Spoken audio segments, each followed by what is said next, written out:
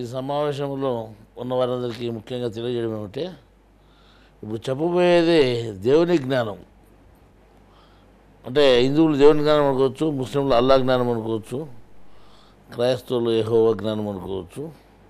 కానీ ఎవరి జ్ఞానమైనా దేవుని జ్ఞానమే. దేవుని జ్ఞానం చాలా విలువైంది.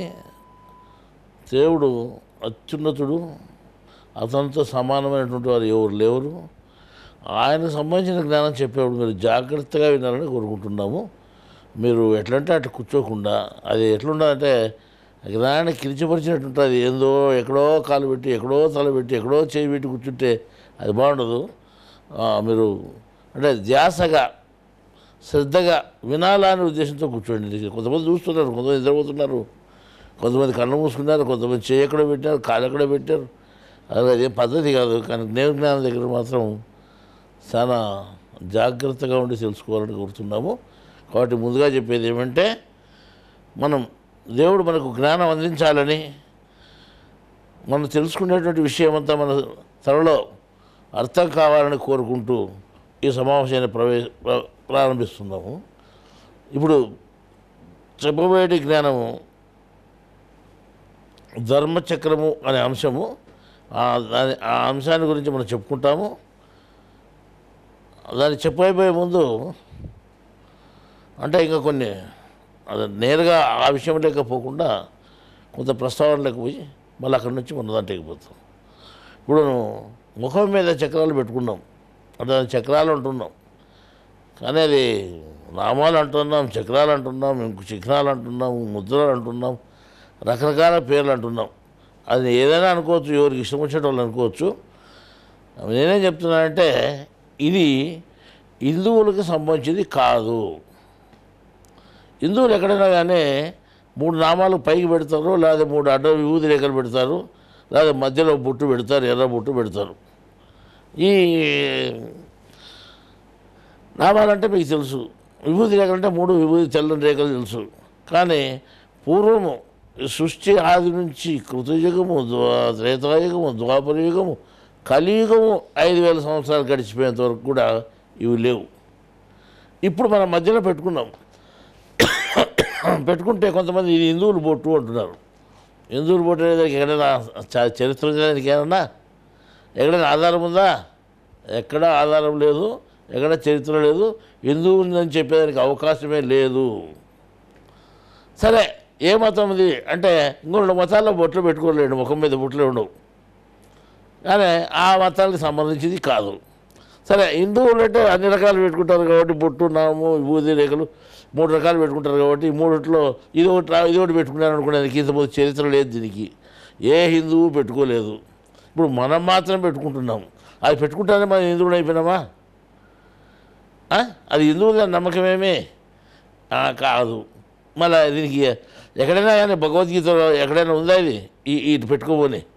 లేదు. భగవద్గీత చెప్పిన కృష్ణుడే 3 నామాలు పైకి పెట్టినాడు అనమాట. అర్థమైందా? 2 తెల్లనామాలు పెట్టి మధ్యలో ఎర్రనామం పెట్టాడు. మళ్ళీ ఆయన భగవద్గీత చెప్పిన ఆయన కూడా ఇది పెట్టుకోలేదు.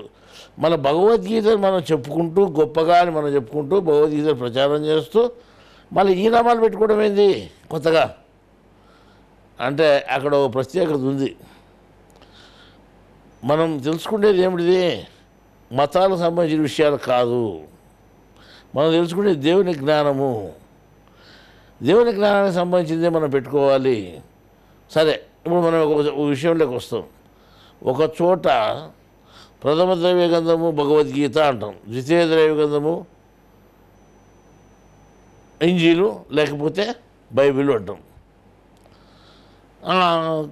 అంతిమ ద్రవ్య గ్రంథము అని మనం ఖురాన్ గ్రంథాన్ని అంటున్నాం.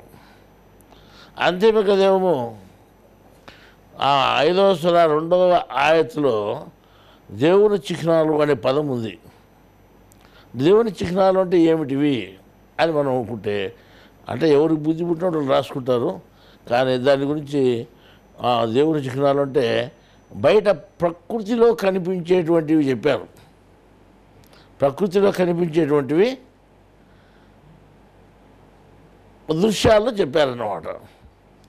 ప్రకృతిలో కనిపించేటువంటి జంతువుల గురించి చెప్పారు. ఒక 2 జంతువులు చూపించి ఇవి దేవుని చిహ్నాలు అన్నాం అనుకోండి, అది ఎట్లయితే అది దేవుడు అంటే కంటికి కనిపించినటువంటి వాడు. దీని చిహ్నాలు కూడా ఎట్లా ఉండాలి, దానికి విలువగా ఉండాలి. ఓ రాజముద్ర అంటే రాజుకున్నంత పవర్ ఉండాలి దానికి, అప్పుడే దానికి రాజముద్ర అంటాం, అంతే కదా. రాజు లేకున్నా కానీ రాజముద్రను చూపిస్తే రాజు అక్కడ ఉండి ఆజ్ఞ వేసినంత పని జరుగుతుంది, ఆర్డర్ వేసినంత పని జరుగుతుంది. కాబట్టి అంత శక్తితో కూడుకున్నటువంటి రాజముద్ర అంటుందండి. ఇప్పుడు దేవుని ముద్ర, దేవుని చిహ్నము, దేవుని చిహ్నం అంటే అది ఎంతో ఎంత గొప్పగా ఉండాలి కదా. మరి ఇప్పుడు మనకు అది ఉందా అంటే మనం ప్రకృతి సంబంధించిన విషయాల గురించి మనం చెప్పుకుంటున్నాము. ప్రకృతి సంబంధించిన విషయాల గురించే మనం చెప్పుకోవడం జరుగుతూ ఉంది. దాన్ని దేవుని చిహ్నాలు అని మనం చెప్పుకున్నాము. కానీ అవి వాస్తవమా అని లెక్కేస్తే, నేను ఉదయం ముస్లింలు, క్రైస్తవులు, హిందువులు ముగ్గురు కలిసి మాట్లాడుకున్నప్పుడు మేము ఒక మాట చెప్పాను నేను, మీరు ఇంకొకరు చెప్పిన దాన్ని వినొద్దండి. దేవుడు చెప్తానంటే మా పెద్దలు చెప్పినది మేము వింటామంటే మీకు తెలియదు, మీ పెద్దలకు తెలియదు. మీ పెద్దలకే తెలియదు, మీరు ఎందుకు వింటారు? మీ పెద్దలు చెప్పినప్పుడు మీరు తప్పుదాగా పట్టిపోతారు మీరు. అందువల్ల మీరేం చేస్తారంటే, మీరు దేవుడిని ప్రార్థించండి, నాకు ఈ జ్ఞానం కావాలని ప్రార్థించండి. అప్పుడు నీకు దేవుడు జ్ఞానం ఇస్తాడా? నీకు దేవుడు నువ్వే ఉంటే, నీకు దేవుడు ఉన్నాడు, ఇంకొకరు మధ్యలో లేరు. మధ్యలో ఎవరున్నాడు చెప్పినా నీకేమన్నా? నీకు దేవుడు ఇచ్చేవాడు, అన్ని దేవుడు మధ్యలో ఏమో పెద్ద మనుషులు నీకు ఏమి ఇయ్యరు. నువ్వు అది పొరపాటు పడి నువ్వేం చేస్తావంటే మధ్యలో ఇంకొకరు పెట్టుకున్నావు, మధ్యలో ఎవరు ఏ దారి చూపితే ఆ దారిలో పోతున్నావు. దేవుడు అంటే ఇప్పుడు దేవునికి దేవునంత గొప్పతనం ఉండాలి కదా ఏదానికైనా కానీ. దేవుడు చిహ్నం అంటే సరే, మనం దానికి అంత శక్తి కూడా ఉండాలి. సరే, ఇంకొక బైబిల్ గ్రంథంలోకి వచ్చేస్తాం, ద్వితీయ ద్రవ్య గ్రంథంలోకి. అక్కడికి వస్తే ప్రకటన గ్రంథం అని ఒకటి ఉంది లాస్ట్ చివరిలో. ఆ ప్రకటన గ్రంథంలో 9వ అధ్యాయము 4వ వచనంలో దేవుని ముద్రను ధరించనటి వాళ్ళను ఇబ్బంది పెట్టండి, హింసించండి అని దేవదూతలకు ఆజ్ఞ ఇవ్వబడింది. అంటే ఎవరు ధరిస్తారో మనుషులే ధరించాలా, ఎవరు గౌరవించాలా మనుషులే గౌరవించాలా. చెట్లు, చేమలు, జంతువులు వాటికి ఏమీ తెలియదు, వాటి జ్ఞానం వేరే. అంటే మనకంటే ఎక్కువ జ్ఞానం ఉంది వాటికి, కానీ వాటి జ్ఞానం వేరే. అవి ఏదో రకంగా తెలుసుకుంటున్నాయి. దేవుడు తెలియజేస్తున్నాడు ప్రతి మనిషికి ఎట్లయితే జ్ఞానం అవసరమో ప్రతి జీవరాశికి జ్ఞానం అవసరమే. జంతువులకు కూడా జ్ఞానం తెలియజేస్తున్నాడు, దాని పద్ధతులు దాన్ని తెలియజేస్తున్నాడు. మనకంటే అవి ఎక్కువ జ్ఞానం కలిగి ఉన్నాయి దేవుని విషయంలో. మనకంటే ఎక్కువ ముందంజలో ఉన్నటువంటి వృక్షాలు, దాని తర్వాత ఉండేవి జంతువులు, దాని తర్వాత చివరిగా ఉండేది మనుషులు. ఇప్పుడు మనుషులు అంటే అందరూ మనుషులమే. మనుషుల్లో మనం మళ్ళీ 3 రకాలు అయిపోయినాం, 3 రకాలు 12 రకాలు అయిపోయినాం. ఇప్పుడు ఇక్కడ ఇక్కడ కనిపించేది మనకు 3 రకాలు, హిందువులు, క్రైస్తవులు, ముస్లింలు. కానీ ఆ 3 రకాలని కలిపితే అంతా మనుషులే. ఈ మనుషుల్లో మనుషులు దేవుని చిహ్నాన్ని, దేవుని ముద్రను గౌరవించాలా, దేవుని ఆర్డర్ను గౌరవించాలా, దేవుని వాక్యాన్ని గౌరవించాలా. అనేది ఎందుకు గౌరవించాలా అంటే మనకు బుద్ధి ఉంది, ఆలోచన చేస్తాము, మనం గౌరవించి తీరాల్సిందే. జంతువులు అంటే వాటి జ్ఞానం వేరు, ఆయన తెలియజేసేది వేరు. అందరికీ ఒకటి దేవుడే, కానీ వాళ్ళకి వేరే పద్ధతులు తెలియజేస్తున్నాడు. ఈ ఆచరణలు వాళ్ళకి లేవు. నువ్వు గౌరవించాలా అంటావు. ఒక మనిషిని గౌరవించాలంటే నమస్కారం చేస్తాం, గౌరవప్రదం అది. అదే రకంగానే నువ్వు దేవుని చిహ్నాలను నువ్వు గౌరవించాలి అంటే మనం ఏం చేస్తామంటే, మనం కొంతమంది ప్రకృతికి సంబంధించినటువంటి దృశ్యాలు మనం దేవుని చిహ్నాలుగా మనం చెప్పుకుంటున్నాం. అది ఏమాత్రం కాదు అని మనం అంటున్నాం. అంటే ఎవరో చెప్పిన దాన్ని నమ్మి నువ్వు విశ్వసించి ఆ దారిలో పోతే ఏమవుతుందంటే నువ్వు అక్కడే ఉండిపోతావు, ముందుకు పోలేవు జ్ఞానంలో. నీ మెదడు జ్ఞానం కావాలి, నీ తలకు దేవుడు అర్థం కావాలి. దేవుడు అర్థం కావాలంటే ఏం చేయాలి? మనం ధ్యాసగా మనము పరిశీలిస్తూ పోవాలి. నీకేం కావాలి? శ్రద్ధ కావాలా? భగవద్గీతలో ఏం చెప్పాడు? శ్రద్ధవా లేకపోతే జ్ఞానం అంటే, శ్రద్ధ ఉంటేనే జ్ఞానం వస్తుంది, లేదా రాదు నీకు అని చెప్పినాడు. ఎవరో మాట వింటా అంటే వస్తుంది, అది రాదు. అది సరే, నీకు శ్రద్ధ, దేవుని మీద శ్రద్ధ కావాలి. ఎవరి మీద శ్రద్ధ కావాలా? అల్లా మీద శ్రద్ధ కావాలా ముస్లింలు. అంటే అందరికీ అల్లా మీదనే కావాలి. అంతా అల్లా అనేవాడు మొదటి ఉంటున్నాడు. మీరేమనుకుంటారంటే అల్లా అనే పదము ఈ 1400 సంవత్సరాల పూర్వం నుంచి వచ్చింది, ఈ ముస్లిం మతం పుట్టినప్పుడు వచ్చింది అనుకున్నారు. కానీ కృతయుగంలోనే ఆ పదం ఉంది. పరమాత్మ అనే పదం కృతయుగంలో ఉంది, అల్లా అనే పదం కృతయుగంలో ఉంది. కానీ తెలియదు చాలామందికి. పరమాత్మ అనేది అర్థం ఉంది, ఆత్మ కంటే వేరుగా ఉండేటువంటి వాడు అని. దేవుడు అంటే దేవుడు ఆడబడేవాడు, వెతకబడేవాడిని దొరకబడడు. వెతకబడేవాడే, మీరు ఎంతకాలంలో వెతకాల్సిందే. ఆయన మాత్రం మీకు కనిపించడు. ఎవరు? దేవుడు. దేవుడు అనేది మీనింగ్ ఉంది, దేవుడు ఆడబడేవాడుని. అలా అల్లాహ్ అనేదానికి కూడా ఒక అర్థం ఉంది. అంటే ఏమాత్రం సాధ్యం కాదు అంటే లేదు అని అర్థగానే కానీ ఆ పదం చివరిలో శబ్దాన్ని ఏం చేస్తుంటే అంతు అని వస్తుంది. అంటే అంతు లేనటువంటి వాడు, ఆయన ఎంత పొడుగు ఉన్నాడో ఎంతలా ఉన్నాడో ఎవరికి అంతు దొరకదు. ఆయన గట్టు దొరకలేనటువంటి వాడు, ఆయన తెలుసుకోవడానికి ఎవరికి సాధ్యం కాదు అని అల్లాహ్ అంటే ఏమాత్రం అంతు చిక్కనటువంటి వాడు అని కూడా చెప్పుకోవచ్చు అనమాట. ఈ పదం ఎప్పుడో పూర్వము కృతయుగంలోనే ఉంది అల్లాహ్ అనే పదం.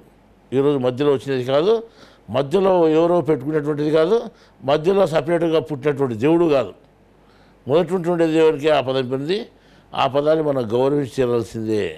సరే, అల్లాహ్ చిహ్నము అని ఎక్కడుంది? ఖురాన్లో ఉంది అన్నమాట. 5వ సూర 2వ ఆయతులో ఉంది. మీరు చూసుకుంటే కూడా మీ దగ్గర ఖురాన్ గ్రంథం ఉందా? మీకు ఇచ్చాను నేను ఖురాన్ గ్రంథం, చాలామందికి ఇచ్చిన హిందువులకు. నేను హైదరాబాద్లో అడుక్కొని వచ్చి చాలామంది దగ్గర ఆ ముస్లింల దగ్గర తెలుగు ఖురాన్ తీసుకొచ్చి హిందువులకి ఇచ్చాను, చదవండి అయ్యా అని. దాన్ని పెట్టుకొని మీరు చదవండి, మీ దగ్గర పెట్టుకోండి. ఇప్పటికీ అది ఎప్పుడైనా దైవ గ్రంథం మీ దగ్గర ఎంత దగ్గర పెట్టుకుంటే అంత దైవశక్తి మీ దగ్గర ఉంటుంది. అట్లాగానే బైబిల్ పెట్టుకోండి, అట్లాగానే భగవద్గీత పెట్టుకోండి. మూడు గ్రంథాలు ఒకటే గ్రంథమే. ఈ 3 గ్రంథాలు మీ దగ్గర పెట్టుకుంటే మీ దగ్గర అమితమైన శక్తి ఉంటుంది, ధైర్యం ఉంటుంది. కర్మలు కూడా ఏం చేయలేవు, ఏ శక్తులు మిమ్మల్ని ఏం చేయలేవు అని 3 గ్రంథాలు పెట్టుకోమని చెప్పినాను. నేను క్రైస్తవుని, బైబిల్ తప్ప ఏదో గ్రంథం ముట్టుకోవద్దని మీరు అనుకోకూడదు. నేను ముస్లింని, నేను ఒక ఖురాన్ మాత్రం ముట్టుకుంటాను, వేరే గ్రంథం ముట్టుకోకూడదని ముస్లిం అనుకోకూడదు. అందరికీ దైవ గ్రంథమే, అందరికీ దేవుడు ఒక్కడే. కాబట్టి ప్రతిదాన్ని మనం దేవుని గౌరవించినట్టు గౌరవించాలి. మనం చెప్పుకుంటే ఇప్పుడు మనం మొదటి మీద ఉండేటువంటి ఈ చిహ్నాలు దేవుని చిహ్నాలు అన్నది, దేవుని చిహ్నాలు గౌరవించవలను అని ఖురాన్ గ్రంథం ఉన్నది. గౌరవించాలంటే ఎట్లా గౌరవిస్తావు? నెత్తిన పెట్టుకొని మోయాలి. నెత్తిన పెట్టుకొని మోయాలంటే ఎక్కడ? మనం ఇప్పుడు నొసటి మీద పెట్టుకున్నాం దాన్ని, మనం మీద ధరించినట్టే. అంటే మనం నెత్తిన పెట్టుకున్నాం, ఇప్పుడు దీన్ని నెత్తిన పెట్టుకొని మనం మోస్తున్నాం. అంటే ఎక్కడైనా కానీ మనం నమస్కారం చేస్తే తలగా చేస్తాం చూడండి. అంటే ఇక్కడి నుంచే నీ గౌరవం సూచన వస్తుంది. అందువల్ల నేను ఇక్కడ పెట్టుకున్నాను పైన అని చాలామంది పూర్వము పెట్టుకునేవాళ్ళు. కానీ అది తెలియకుండా పోయింది మధ్యలో. ఇప్పుడు మనం ఏం చెప్తున్నామంటే ఈ మనం ఎక్కడ పెట్టుకున్నా కానీ గౌరవ సూచికగా మనం ఉసిరి బాగునే పెట్టుకోవాలి అని చెప్తున్నాం. అంతేకాకుండా బైబిల్ గ్రంథంలో కూడా, ప్రకటన గ్రంథంలో నొసలు మీద ముద్ర ధరించినటువంటి మరియు నొసలు యందు దేవుని ముద్ర లేని మనుషులకే తప్ప భూమిపైన ఉన్న గడ్డికైనను, ఏ మొక్కకైనను, మరి ఏ వృక్షముకైనను వాటికి ఏం సంబంధం లేదు హాని కలగజేయకూడదని వారికి ఆజ్ఞ ఇవ్వబడును. మనుషులకు తప్ప, ధరించినటువంటి మనుషులు తప్ప జంతువులకైనా కానీ, ముత్యాలకైనా కానీ, గడ్డికైనా ఏది కూడా హాని కలగజేయకూడదు. ఎవరికి చెప్పబడింది హాని కలగజేయకూడదని? దేవదూతలకు చెప్పబడింది, దేవుని పరిపాలకులకు చెప్పబడింది. ఈ విధంగా దేవుడు ఆజ్ఞ వేశాడు.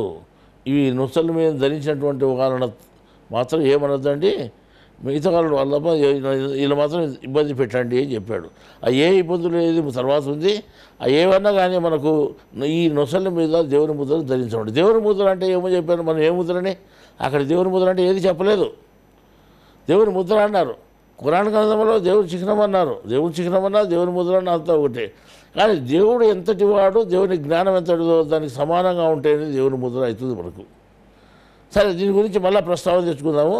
మనం ఏమంటా, ఇప్పుడు మనం ముఖ్యమైన అంశము ధర్మచక్రము.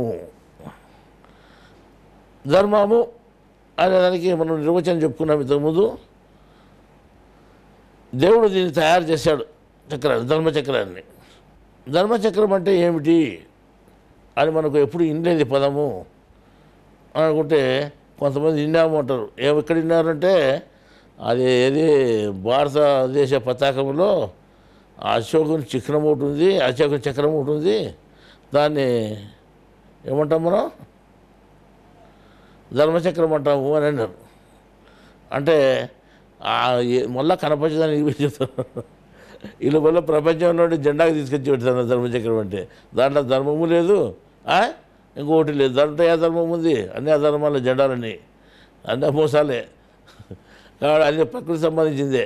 అవన్నీ మనం వదిలిపెట్టి ధర్మచక్రము అని లెక్కేసుకుంటే సరే. ఇప్పుడు ఏదైనా కానీ అది మనం ఇంకొక రకంగా ఇంకో మూల నుంచి వస్తాం. మనకు అర్థం కాకపోతే ఏ మూల నుంచి వస్తామంటే, ఇప్పుడు ఒక క్రైస్తవుడు ఉన్నాడు, ఒక హిందువు ఉన్నాడు, ఓ ముస్లిం ఉన్నాడు. ఈ ముగ్గురిని కలిపితే ముగ్గురిని ఏమంటామా? మనుషులు అంటామా? లేకపోతే ఒకడు మనిషి, ఒకడు గాడిద, ఒకడు దయ్యం అంటామా? ఈ దయ్యమనము, వాడి మనిషి అనము, అందరినీ కలిసి ఒకటే రకంగా చెప్తాం. అంటే వాడు మొదట పుట్టేవాడు మనిషి, పెరిగిన తర్వాత మతం కనిపించుకొని వాళ్ళు పలానాడు అయినాడు. మొదట పుట్టినప్పుడేమో మనిషే. సరే, ఇప్పుడైనా కానీ మతాన్ని పక్కన పెట్టి చూడు, వాడు మనిషే. అర్థమైందా? సరే, మనిషి అని ఎట్టు చెప్తావు అంటే దానికి ఒక నిర్వచనం ఉంది. మనస్సు ఎనికైతే ఉందో మనంతా మనిషి అంటాం మనం. మనస్సు ఉందా మనకి? ఎవరికి? క్రైస్తవునికి. ఒక క్రైస్తవుడు ఎవరైనా కానీ మనస్సు అనేది ఉందా? మనస్సు అంటే ఏమిటిది అని మీరు ప్రశ్న వేయచ్చు. మనస్సు అంటే ఏమిటిది అని ప్రశ్న వేస్తే మరణము చేయున్నది అంటాం. అంటే జ్ఞాపకం చేసేది, నీ శరీరంలో ఉండి జ్ఞాపకం చేసేదని మనస్సు అంటాము. నువ్వు ఉండవు కదా, నువ్వు శరీరంలో ఏదైనా కానీ జ్ఞాపకాలు వస్తున్నాయంటే ఏమిటి వల్ల వస్తున్నాయి? మనస్సు వల్ల వస్తున్నాయి. నేను ముస్లింను, నాకు ఇంకో దాని వల్ల వస్తాయి, నేను హిందువును, నాకు ఇంకో దాని వల్ల వస్తాయి అనేదానికి అవకాశం ఎవ్వరికీ లేదు. దేవుడు ఒకే ఒక సూత్రంతో కట్టివేసినాడు అందరినీ. నీకు జ్ఞాపకం వస్తుంది అంటే నేను ఇచ్చిన మనసుతోనే వస్తుంది. నేను ఇచ్చిన మనసుతో నీకు వస్తూ ఉంది అంటే నువ్వు మనిషివి. తర్వాత నువ్వేమైనా పేరు పెట్టుకోయా, నాకు అవన్నీ అవసరం లేదు. నా రూల్ ప్రకారం నువ్వు మనిషివి, నా రూల్ ప్రకారం నీకు మనస్సు ఉంది. నేను అది ఇచ్చా నీకు. ఎవరిచ్చారు? దేవుడే ఇచ్చాడు నీకు ఆ మనస్సు. అడిగిన రోజు ఫాల్ట్ వచ్చింది, తిక్క పట్టిపోతావు రోజు, నీకేం జ్ఞాపకం ఉండదు, కంపం పట్టిపోతాయి నీకు. దేవుడు ఏం చేశాడంటే అన్నీ మనకు కొలతగా క్రమబద్ధంగా మనకు ఏర్పాటు చేసి ఇచ్చింటే వాటి వల్ల మనం బ్రతుకుతున్నాము. దాన్ని ఏమాత్రం మనం లెక్క చేసుకుని ఎవరు ఇచ్చారు నాకు అనేది. ఒక్కటికైనా ఫాల్ట్ వచ్చిందంటే ఆసుపత్రికి పరిగెత్తాం, ఆడ 5 లక్షలనే ఖర్చు పెడతామంటాం. అది బాగా అవుతుందో లేదో నమ్మకం లేదు. నీకు మనసు రోజు ఫాల్ట్ వచ్చిందనుకోండి, అప్పుడు సైకలాజీ డాక్టర్ దగ్గరికి పోతాం. ఆవిడ మనస్తత్వ డాక్టర్ దగ్గర పోతే ఆ డాక్టర్ దగ్గర పోతే ఎంత ట్రీట్మెంట్ తీసుకున్నా ఆ మనస్తత్వాన్ని గురించి కంప్లీట్గా చదివిన వాళ్ళు లేరు ఇంతవరకు. ఆ కోర్సు ఉంది కానీ మనస్తత్వం అనేది ఏమిటో ఎవరికి తెలియదు. మనసు అనేది తెలియదు ఎవరికి. అది ఎక్కడుండేది తెలియదు. ఎక్కడుంది? నీ శరీరంలో ఉంది. ఎక్కడుంది? పలాసాటు దేవుడు చూపగలుగుతారా? ఎవరు చూపలేరు. ఇంకా దాన్ని నేర్చుకునేది ఎక్కడ మనం? అది ఏ డాక్టర్లకు తెలియదు. ఆ డాక్టర్లు కూడా వాళ్ళు చూడలేదు. వాళ్ళు కోసి చూసినా కానీ అది కనపరాదు. ఏది? మనస్సు. మనసు కనపడ దేవుడు కనిపిస్తాడా? మనసును తయారు చేసినట్టు ఉన్నాడు దేవుడు, నీకు ఆయన కనిపిస్తాడా? ఆయన తయారు చేసిన మనిషే నీకు కనపరాలేదే. మరి ఆయన దాన్ని తయారు చేసినాడు, ఆయన అంత పెద్దోడు, ఆయన నీకు కనిపిస్తాడా? ఆయన కనపడాడు. నువ్వు ఆయన చూడాలనుకోవడమే పెద్ద పొరపాటు. నువ్వు ఏమిటి నేర్చుకోవాలా? ఆయన తయారు చేసి పెట్టిన దాన్ని నువ్వు చూడగలిగితే ఆయన ఎంత చూడో నీకు తెలుస్తుంది. అవన్నీ చూడకుండానే పైపైన మన గ్రంథాలు చదివి పైపైన అర్థాలు నేర్చుకొని బయట అర్థాలతో మనం ముందుకు పోతే ఏమీ ప్రయోజనం లేదు. దేవుడు నీ లోపల ఉన్నాడు, లోపలనే జ్ఞానం ఉంది. అందువల్ల దేవుడు ఏం చేస్తాడంటే నీకు మనిషివి అని పేరు పెట్టినవాడే నీకు మనసు ఇచ్చినాడు కాబట్టి నేను మనిషి అన్నాడు. ఇప్పుడు ఒక క్రైస్తవుని నిలబెట్టి నువ్వెవరు అని అడిగితే నాకు మనసు ఉంది కాబట్టి నేను మనసుని అని చెప్తాడు. మనిషి అనేదానికి ఒక అర్థం ఉంది కాబట్టి అది చెప్పుకోవచ్చు పని వస్తుంది. తర్వాత నీకు ఒక మనసు ఒకటేనా, మనసు ఒకటే ఉందా అంటే మనసే ఉంది కానీ ఇంకా ఏమేమి ఉన్నాయి మనకు తెలియబట్టే ఇదన్నీ కూడా ఏం కాదు. మనకు బుద్ధి ఒకటి ఉంది. మళ్ళా నీకు బుద్ధి ఉందేరా అంటాం.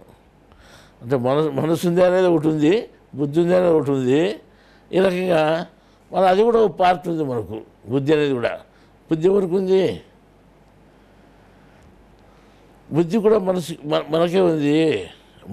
మనస్సు ఎవరికైతే ఉందో వారికి మనసుతో పాటు బుద్ధి కూడా ఉంది. ఆ బుద్ధి ఉంది కాబట్టి మనం ఏం చేస్తామంటే మనిషిని బుద్ధుడు అంటాం. అంటే బుద్ధుడు అంటే ఏమని? బుద్ధి కలగవాడు అని.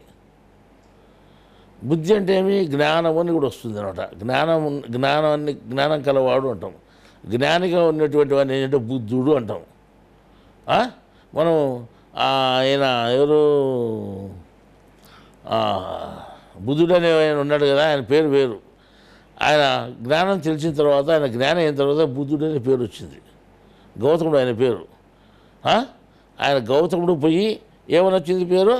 బుద్ధుడు అని వచ్చింది. అంటే జ్ఞానం అయినాడు కాబట్టి ఆయన బుద్ధుడు అని పేరు వచ్చింది.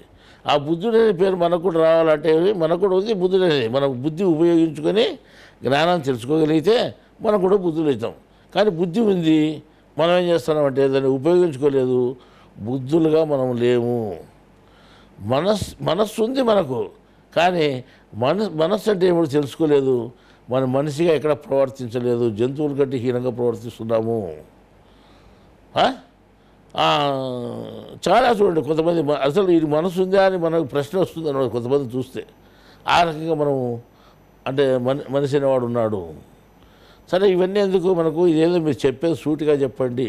ఇవన్నీ ఏమేమో చేసి ఏమో మమ్మల్ని ఎక్కిరిస్తాడని మేమంతా అనుకోదండి. మనం ఎక్కిరించుకుంటే కానీ, మనం తగ్గించుకుంటే కానీ మన ఔన్నత్యం మనకు అర్థం కాదు, మన ఎవరైనా అర్థం కాదు.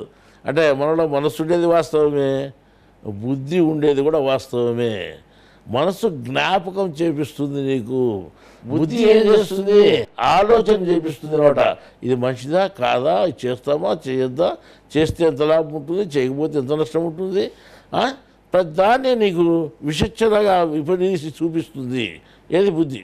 అంటే ప్రత్యేకమే కదా నీకు.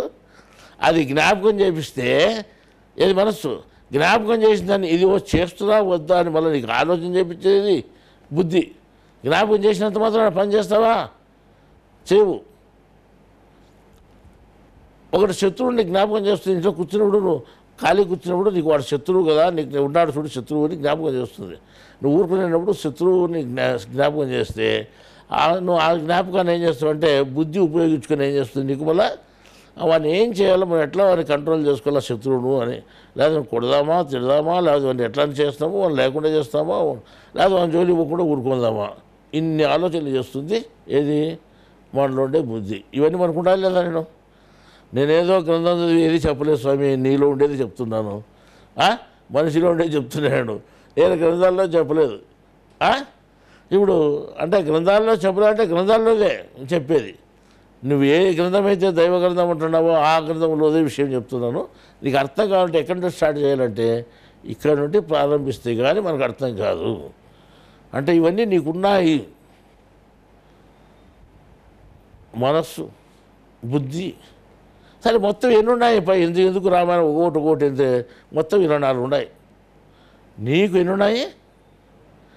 24 ఉన్నాయి. ఆ 24 కాక నువ్వు 25 అని నువ్వు. మళ్ళా నువ్వెవరు అంటే తోలబడేవానివి అని ఖురాన్లో 21 ఆయతలో చెప్పబడుతుంది. నువ్వు తోలబడేవానివి. తోలేవాడు కూడా ఉన్నాడు, నేను వాడు ప్రత్యేకమైనటువంటి వాడు. ఆ తోలేవాడు కూడా 26వ వాడు. 26వ వాడు నీకు తోలుతున్నాడు. నువ్వు భూమి మీదకి వస్తున్నావు, తోలబడేవాడుగా నువ్వు ఉండి తోలేవానితో సహా, సాక్షిగా ఉండేవానితో సహా నువ్వు భూమి మీదకి వస్తున్నావు అని ఖురాన్ గ్రంథం అంతిమ దైవ గ్రంథంలో 21 ఆయతలో చెప్పబడింది. ఇది అది దేవుడు చెప్పినటువంటి ముఖ్యమైన సారాంశము. మీరు 3 గ్రంథాల్లోనూ ముఖ్యంగా సారాంశమైన వాక్యాలు ఉన్నాయి. 3 గ్రంథాలు ఒక ఉద్దేశంతో సృష్టింపబడినాయి. ఆ ఉద్దేశం చిన్న వాక్యంలో చెప్పినా ఒకటే, పెద్ద వాక్యంలో చెప్పినా ఒకటే. ముగ్గురును చూపించడానికోసమే ఖురాన్ పుట్టింది. ముగ్గురిని చూపించడానికోసమే బైబిల్ పుట్టింది, ముగ్గురిని చూపించడానికమే భగవద్గీత పుట్టింది. మళ్ళీ ఇంత భగవద్గీత ముగ్గురిని చూపించడానికంటే ముగ్గురు చూపించడానికి కోసమే. మళ్ళీ అంత ఖురాన్ అంటే అది కూడా ముగ్గురు చూపించడానికి చిన్న వాక్యంలో ముగించేసాడు అనమాట. కానీ ఎందుకు చిన్న వాక్యంలో ముగించాడంటే నీ ధ్యాస ఉంటే పెద్ద వాక్యం అవుతుంది, ధ్యాస లేకపోతే చిన్న వాక్యం అవుతుంది. ఇప్పుడు మనం చెప్పేంత అంతర్గత విషయాలు నేను ముందు ఉదయం చెప్పాను. ఏ వాక్యం తీసుకున్నా నీ శరీరంలో చూసుకో, నువ్వు శరీరంలో అన్వయింపజేసుకో, అప్పుడు నీకు అర్థమవుతుంది. బయట చూపిపోయినావా మాయలో పడిపోతాను, ప్రకృతిలో పడిపోతావు, సాతాన్ మార్గంలో పడిపోతాను అని చెప్పేసాము. అందువల్ల నీకు చెప్పినట్టు ఏమిది, మొత్తం ఎన్ని భాగాలు ఉన్నారు మీరు మీ శరీరంలో? ఎన్ని భాగాలు? 24 భాగాలు, 24 ప్రకృతికి సంబంధించిన భాగాలు, ఒకటి ఆత్మకు సంబంధించిన దాన్ని నువ్వు, దేవునికి సంబంధించిన తర్వాత దేవునికి సంబంధించిన ఒకటి ఆత్మ, ఇంకా దేవుడే స్వయంగా ఉన్నాడు. మొత్తం ఎంతమంది అవుతారు? ఎంతమంది అవుతారు స్వామి? 27 మంది అవుతారు. ఒక శరీరాన్ని నిలబెట్టి చూస్తే ఎంతమంది అవుతారు? 24 భాగాలు ఉన్నాయి శరీర భాగాలు. మనస్సు, బుద్ధి, చిత్తము, ఆహము. అర్థమైందా? ఈ 4 అయిపోయినాయా? నీలో గాలులు ఉన్నాయి, 5 గాలులు. ఏం గాలులు? వ్యానవాయువు, ఉదానవాయువు, సమాన వాయువు, ప్రాణవాయువు, ఆపాన వాయువు అని 5 వాయువులు ఉన్నాయి. ఉన్నాయా లేదా? ఉన్నాయి. మీరు ఇంతకుముందు జ్ఞాపకం లేదు, మీరు దాని మీద అని చెప్తారు, అది ఉదాహరణ వాయువు. అర్థమైందా? ఈ రకంగా ఎక్కడెక్కడ ఆ వాయువులు ఏ ఏరియా నుండి ఏ ఏరియా వరకు ఉన్నాయి అనేటి కూడా మనం లెక్కేసుకుని చూస్తే 5 జాగాల్లో 5 వాయువులు ఆక్రమించుకుని ఉన్నాయి. అవి 5 భాగాలుగా ఉన్నాయి. తర్వాత 5 జ్ఞానేంద్రియాలు ఉన్నాయి. అంటే కన్ను, చెవు, ముక్కు, నాలుక, చర్మం. ఈ 5 జ్ఞానేంద్రియాలు నీకు ఉన్నాయి. 5 కర్మేంద్రియాలనే పేరుతో కూడా ఉన్నాయి కొన్ని. కాళ్ళు, చేతులు, నోరు, ఇంకా 2 అవయవాలు. ఈ రకంగా మొత్తం ఇవి కర్మేంద్రియాలు 5, జ్ఞానేంద్రియాలు 5, 5 వాయువులు. ఎన్నైనా ఇప్పటికీ 15. తర్వాత ఈ జ్ఞానేంద్రియాలకు ఉండేటువంటి శక్తులు 5. కన్ను ఉంది, కన్ను ఊరికైనా ఉండొచ్చు, దానికి చూపు అయినా ఉండొచ్చు, చూపు లేకుండా ఉండొచ్చు. కానీ కన్నుకుండే శక్తిని చూపు అంటాము, చెవుకుండే శక్తిని వినికిడి అంటాము. ఈ మధ్య నాకు వినికిడి తక్కువైతే డాక్టర్ దగ్గరికి పోతే నీకు చెవు నరాలు అంటే వీక్ అయిపోయినాయి, వినికిడి తక్కువైపోయింది, 66 సంవత్సరాలు ఇంకెక్కడ వినికిడి సగం తగ్గిపోయింది, నీకు చెవుడు వచ్చింది అన్నాడు. వాయమ్మ, నేను ఇంతకుముందు నువ్వు బాగా వింటానండి, చెవుడు అందరికీ చెవుడు అంటే నాకే చెవుడు వచ్చింది అనుకుంటే నీకైనా వస్తుంది, మీ నాయనకైనా వస్తుంది చెప్తాడు, ఎవరికైనా వస్తుంది. దానిలో ఏం చేసామంటే ఇట్లా కాదని మన 10,000 రూపాయలు వచ్చి ఒక మిషన్ పెట్టుకునే బాగా వినపడుతుంది. లేకపోతే ఎవరేం చెప్పారు కూడా అర్థం కాకుండా ఉంటే మళ్ళీ అప్పుడేమవుతుందంటే ఇంతకుముందు ఏమాత్రము మిషన్ లేకుండా 10,000 రూపాయలు ఖర్చు లేకుండా నీకు వినగలిగావని ఇప్పుడు 10,000 రూపాయలు మిషన్ పెట్టుకుంటే వినిపిస్తుందో లేదు. సరే, అదొక శక్తి ఉంది కదా, చెవుకు వినికిడే శక్తి ఉంది, అర్థమైంది కదా అనుకోడు. అది తగ్గొచ్చు, ఎక్కచ్చు, ఎక్కువ ఉండొచ్చు, తక్కువ ఉండొచ్చు మనిషికి. అటుకు చెవు ఉంది కానీ చెవుకు వినికిడి శక్తి ఉండొచ్చు, ఉండకపోవచ్చు. అంటే అంటే ఎక్కువ తక్కువ ఉంటుంది. దాన్ని కూడా మనం శక్తి అంటాం. దాన్ని ఒక భాగం అంటాం. కానీ చూపు ఒక భాగము, వినికిడి ఒక భాగము. ఆ తర్వాత నేలకు రుచి అనేది ఒకటి ఉంది.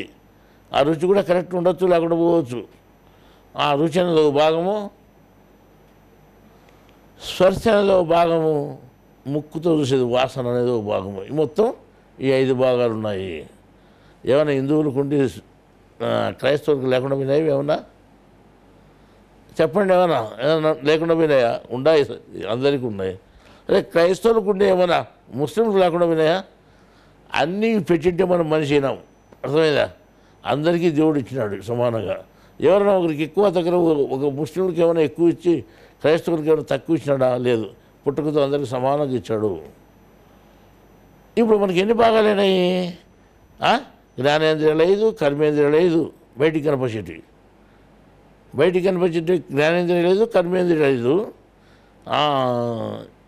ఈ కనపచేటి స్థూలంగా కనపరాడు సూక్ష్మంగా ఉన్నాయి. అంటే కనపరాడు కన్ను ఉంది, సూక్ష్మం కనపరాదు నీకు. ఆ చూపు ఎంత ఉందో కనపరాదు. చెవు వినికిడి ఎంత ఉంది, చెవు కనిపిస్తుంటే కదా ప్రతి మనిషికి. మనకి వినికిడి ఉందో లేదో మనకు తెలియదు. ఈ రకంగా వేసుకుంటే ఈ 5 జ్ఞానేంద్రియాల కింద ఉన్నటువంటి శక్తులు 5 శక్తులను అవి సూక్ష్మంగా ఉన్నాయి 5. అర్థమైందా? ఇంకా గాలులు ఉన్నాయి నీలో. ముక్కులుంటే ఊపిరితిత్తుల వరకు గాలి ఉంది, దాన్ని ప్రాణవాయువు అంటాం. అర్థమైందా? తర్వాత జీర్ణాశయం నుంచి నోటి వరకు వాయువు ఉంది, దాన్ని ఉదాన వాయువు అంటాం. శరీరం అంతా సమానంగా వ్యాపించి ఉండే వాయువు ఉంది, దాన్ని సమాన వాయువు అంటాం. తర్వాత వచ్చి ఈ రక్తం తోసుకొని పోయే వాయువు ఒకటి ఉంది, పంపు చేసుకొని పోతుంటే, గుండె పంపు చేస్తుంటే దాన్ని తోసుకొని పోతూ ఉంటుంది. శరీరం అంతా శరీర భాగాలకంతా రక్తాన్ని తోసుకొని పోయేటువంటి ప్రెజర్ని ఇచ్చేటువంటి వాయువు ఒకటి ఉంది, దాన్ని వ్యానవాయువు అంటాం. ఇక జీర్ణాశయం కింది భాగం నుంచి శరీరం పేగు చివరి వరకు ఉండే భాగం దాన్ని ఏమిటంటే ఆపాన వాయువు అంటాం. ఈ రకంగా 5 వాయువులు కూడా ఉన్నాయి. ఏమైనా అపాయవానం లేనుడు ఎవడు ఉన్నాడా? అందరికీ ఉన్నాయి స్వామి. నాకు లేదనేది ఎవరికి లేదు, అందరికీ ఉన్నాయి. ఏమన్నా ముస్లింలకి ఏమాత్రం అపాన వాయువు ఉండి హిందువులకి ఏమైనా లేకుండా పోయిందా? హిందువులు కూడా జాతి ఉంటుంది, గోతుడి అవసరం వచ్చి ముస్లింలు కూడా ఎక్కువ ఉంటుంది. అది ఎక్కువ తక్కువ ఉండొచ్చు, కానీ అందరికీ ఉన్నాయి. ఈ రకంగా లేవు అనేదానికి ఏ మనిషికి కాదు, దేవుడు అందరికీ ఇచ్చాడు. ఇప్పుడు ఇక్కడ ఏమైంది? అందరూ సమానమైపోయినారు లేదా మీరు? ఇప్పుడు 20 వచ్చాయి మీకు సమానంగా. కాళ్ళు చేతులు కనపచ్చేటి 10, కనపరానటువంటి జ్ఞానేంద్రియాల శక్తులు 5, కనపరాని వాయువులు 5, మొత్తం 20 ఇంకా 4 ఏవి ప్రకృతి సంబంధించినవి. ఆ 4 మనస్సు, బుద్ధి, చిత్తము, అహము. ఈ 4 ఈ లోపల ఉన్నాయి నీకు. ఈ శరీరంలో చాలా ముఖ్యమైన భాగాలు మనస్సు, బుద్ధి, చిత్తము, అహము అని. ఒక సినిమాలో చెప్తుండే ఆయన, నా మనస్సు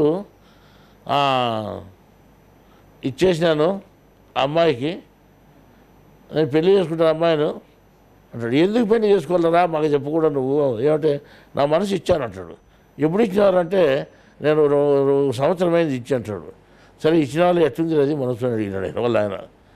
తెల్లగుందా నల్లగుందా ఎట్లుంది, కడ్డీ మాదిరి ఉందా, గుండు మాదిరి ఉందా, బండ మాదిరి ఉందా అని వాడు చూసింటేనే కాలబెట్టి వాడు ఇచ్చినాడు అంటున్నాడు. యాడిచ్చినాడు? ఇచ్చే పోయేదేమన్నది ఒకరి మనసు నువ్వు తీసుకునేదానికి కాదు, నీ మనసు ఒకరికి ఇచ్చేదానికి కాదు. దేవుడు అట్లా అమర్చి పెట్టినాడు తలకాయలో మనకు. మంది ఊరికి ఇచ్చేదానికి కాదు, ఇంకొకది మనం తీసుకునేదానికి కాదు. సరేలే, ఇప్పుడు నువ్వు ఉండవు, నీ కొడుకు చూపు సరిగా లేదు, నువ్వు దేవుడిని ప్రార్థిస్తావు ఏమని? నాకు చూపు దండిగుంది, నాకు బాగుంది, నా చూపు నా కొడుక్కి కొద్దిగా ఇస్తే బాగుంటుంది, ఎట్లా మీరు సర్దుబాటు చేసుకుంటావు అని అడుగుతావు. నాకు ఇచ్చేదానికి కాదు. దేవుడు అట్లా ఇచ్చేదానికి అవకాశం లేదు. ఇట్లా ఈ రకంగా దేవుడు మనకు ఏమి ఇచ్చింటే అవే మనకు ఉంటాయి, కానీ మనం కోరుకుంటే వచ్చేటివి కాదు. నాకు వెనికిడి తక్కువ ఉంది, నేను జ్ఞానం చెప్తున్నాను, నాకు వెనికిడి బాగుండాలని నేను కోరుకుంటే ఏమైనా వస్తుందా? లేదంతా లేదు, నా ఇష్టం, నీ ఇష్టం ఏం లేదు.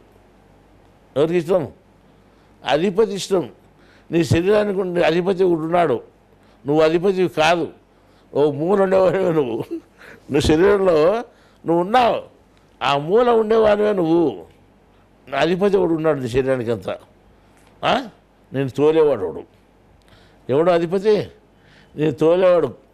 ఖురాన్ గ్రంథంలో చెప్పిందిలే, నేను తోలేవాడు సహా నువ్వు వస్తావని. ఆ తోలేవాడు నీకు అధిపతి ఉన్నాడు. సరే, ఏం మాట్లాడుకోకుండా చూసేవాడు ఉన్నాడు సాక్షి. ఆయన దేవుడు, ఆయన ఏం పట్టించుకోడు. ఈ ఎటన్న తోలని వాడు ఎటన్న పరిగెత్తినాయి, మనకేం సంబంధం లే. ఆయన ఊరిని చూస్తుంటాడు అనమాట. ఆయన చెప్పి ఇడిచిపెట్టేసినాడు అంత నాటకం అంతా ఏం చూసుకోవాల్సిందే.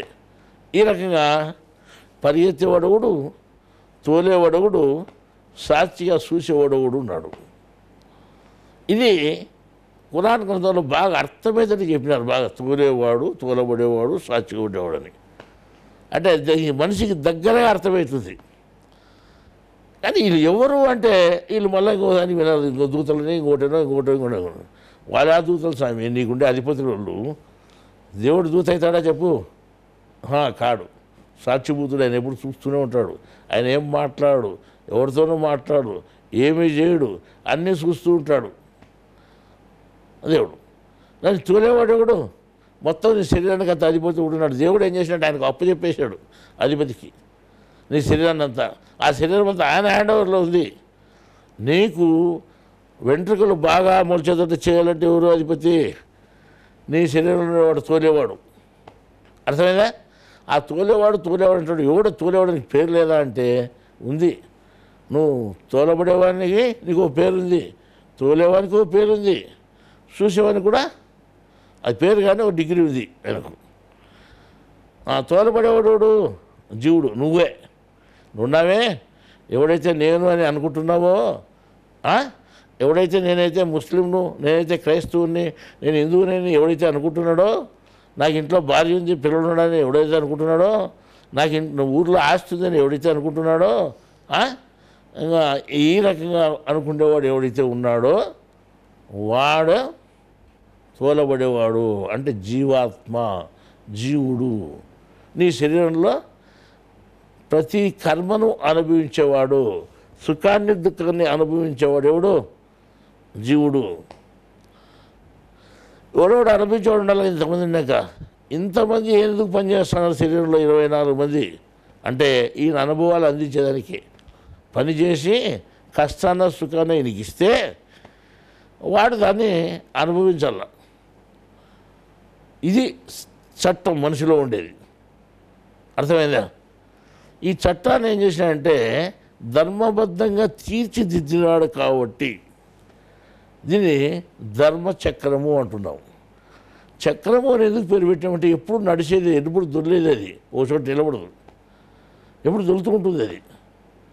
నువ్వు ఉన్నావు, నువ్వు పుట్టినావు, నువ్వు పుట్టిన తర్వాత ఏమైనా నాకంతటితో అయిపోయిందా?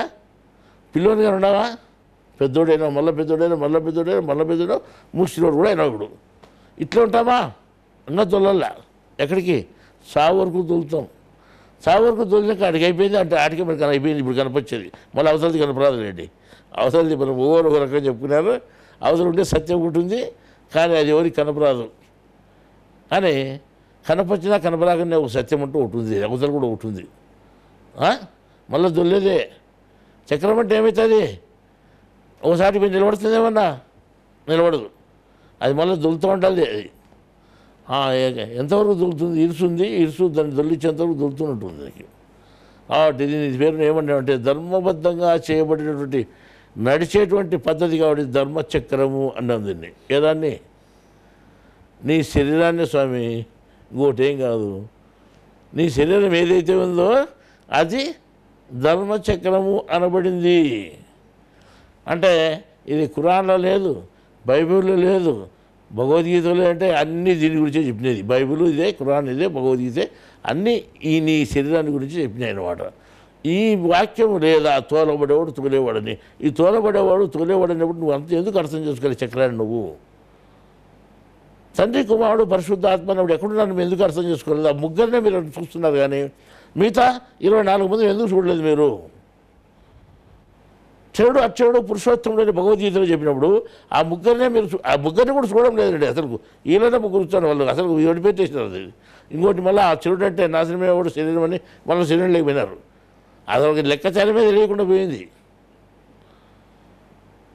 ఓ శ్లోకంలో చెప్పడతారు, యోగ చూడమని ఉపనిషత్తు శ్లోకంలో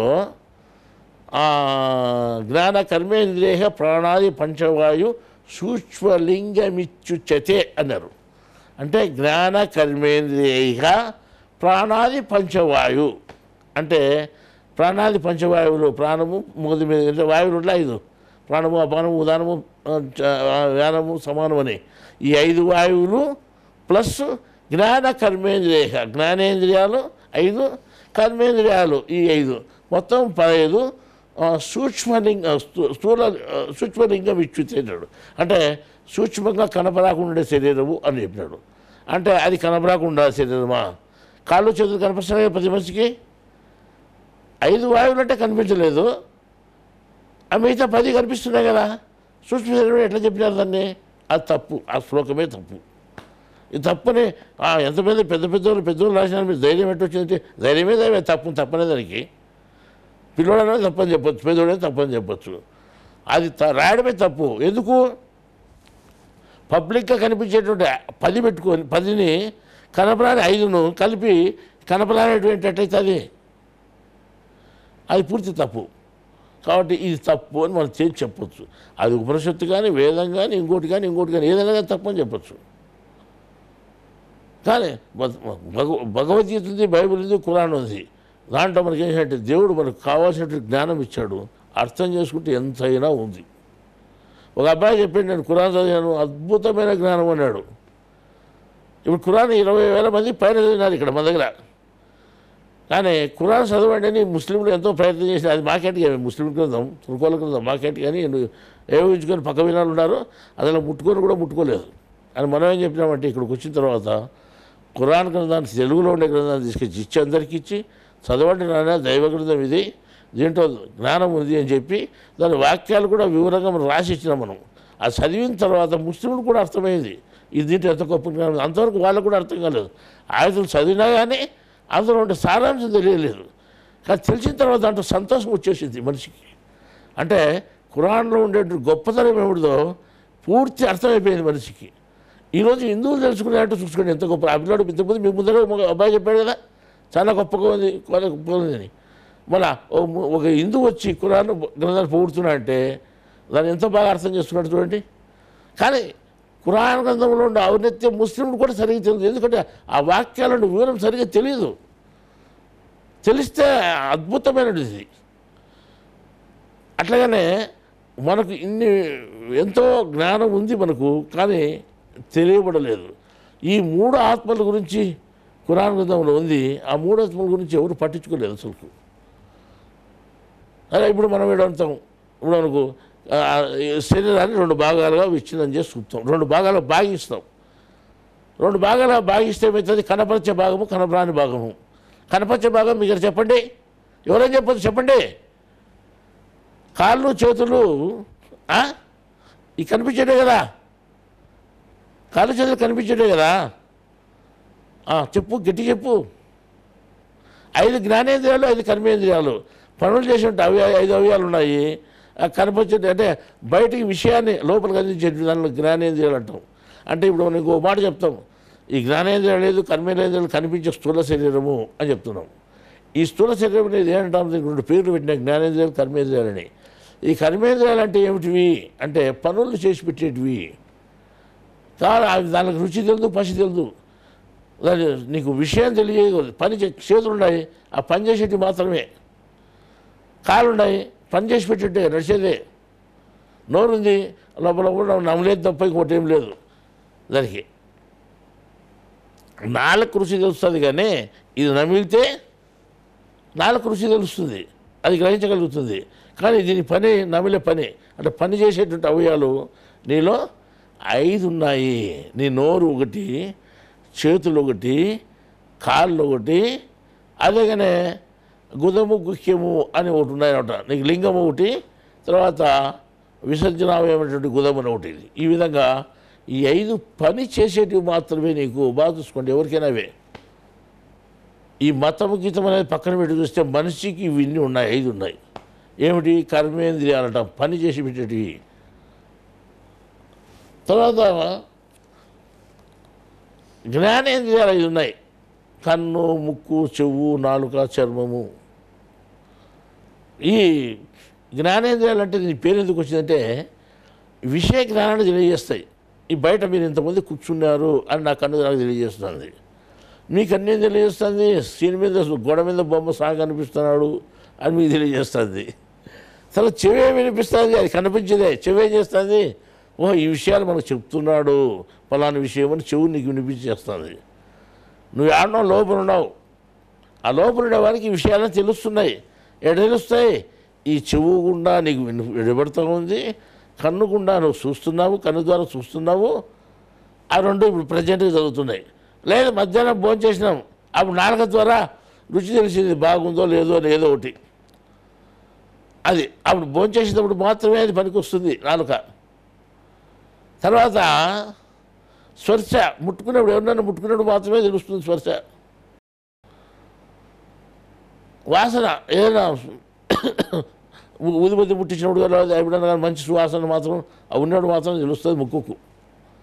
ఈ రకంగా 5 బయట విషయ జ్ఞానాన్ని అందించేటువంటి బయట ప్రకృతి జ్ఞానాన్ని అందించేటువంటివి 5 దానిలో జ్ఞానేంద్రియాలు అంటాము.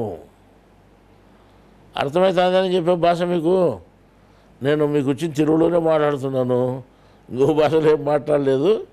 కానీ ఈ 5 జ్ఞానేంద్రియాలు మీకున్నాయి, 5 కర్మేంద్రియాలు మీకున్నాయి.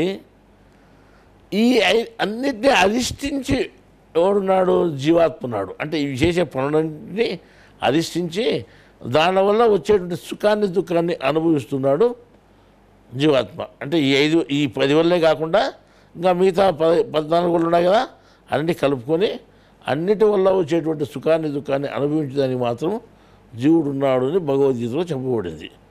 జ్ఞాన కర్మేంద్రియ అని చెప్పి అంటే మిగతా వాయువులు, ఈ నేత్రము, చెట్టు, చర్మము, చేతులు, కాళ్ళు అన్నిటి మీద అధిష్ఠించినటువంటి వాడు జీవాత్మ. ఇవి చేసి పెట్టే పనుల ద్వారా నీకు సుఖాన్ని దుఃఖాన్ని తెలియస్తుంది అని అర్థమవుతుంది అనమాట. ఇప్పుడు నీకు ఈ జ్ఞానం కూడా సుఖమే. మన జ్ఞానం బాగా అర్థమవుతుంది, హాయిగా ఉంది, సుఖంగా ఉంది. ఇది చెవు ద్వారా నీకు వినిపిస్తున్నది కాబట్టి అది తెలిసింది అనమాట. ఇది జ్ఞానం మాత్రమే. ఇప్పుడు నీకు ప్రతిదీ ఇట్లా బయట విషయాలు ఏవైతే ఉన్నాయో బయట ఇది ఫలాంది అని తెలియజేసేది జ్ఞానాన్ని తెలియజేసినట్టు కాబట్టి దీనిని 5 జ్ఞానేంద్రియాలు అంటాం. ఇక్కడ బాగా వినండి, ఇది శరీరంలో అంతర్గతంగా ఉండేటువంటి విషయాన్ని చెప్తున్నాను. అంతర్గతంగానే దేవుడు ఉన్నాడు కాబట్టి మన అంతర్గతంగానే పరిశోధన చేయాలి. అప్పుడైతే నీకు దేవునికి దగ్గరగా పోతావు. బయట ఎన్ని సంవత్సరాలు ఎతికినా ఎన్ని జన్మలు ఎతికినా దేవుడు తెలియబడడు. అందువల్ల చెప్పే విషయాన్ని బాగా గ్రహించుకోండి. ఇది మతానికి సంబంధం లేదు, ప్రతి మతస్థుడికి ఉండేటివే. ఇప్పుడు ఇక్కడ 3 మతాలు కలిపి చెప్తున్నాం ఇక్కడ. సరే, అది అర్థం చేసుకునేటువంటి వ్యక్తులు ఉన్నారు, 3 మతస్థులు. 3 మతస్థులు ఇక్కడ ఉన్నారు. ఇక్కడ అర్థమైంది కాబట్టి వచ్చేలాగా ఎందుకు వస్తారు? రారు. ఏం పడింది? వచ్చేదానికి అవకాశం లేదు.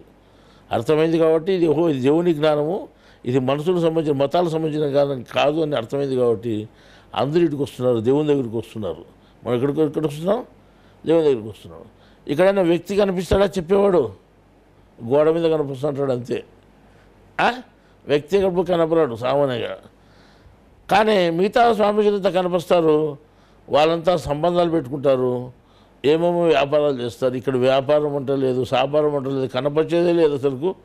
చెప్పినప్పుడు మాత్రం పౌర్ణానికి వస్తే మీరు మాత్రం ఒక జ్ఞానం వినేదానికి మాత్రం గంట, అరగంట, 1.5 గంట, వీలైతే 2 గంటలు, అప్పుడు మాత్రం మీరు జ్ఞానం వినాల్సిందే.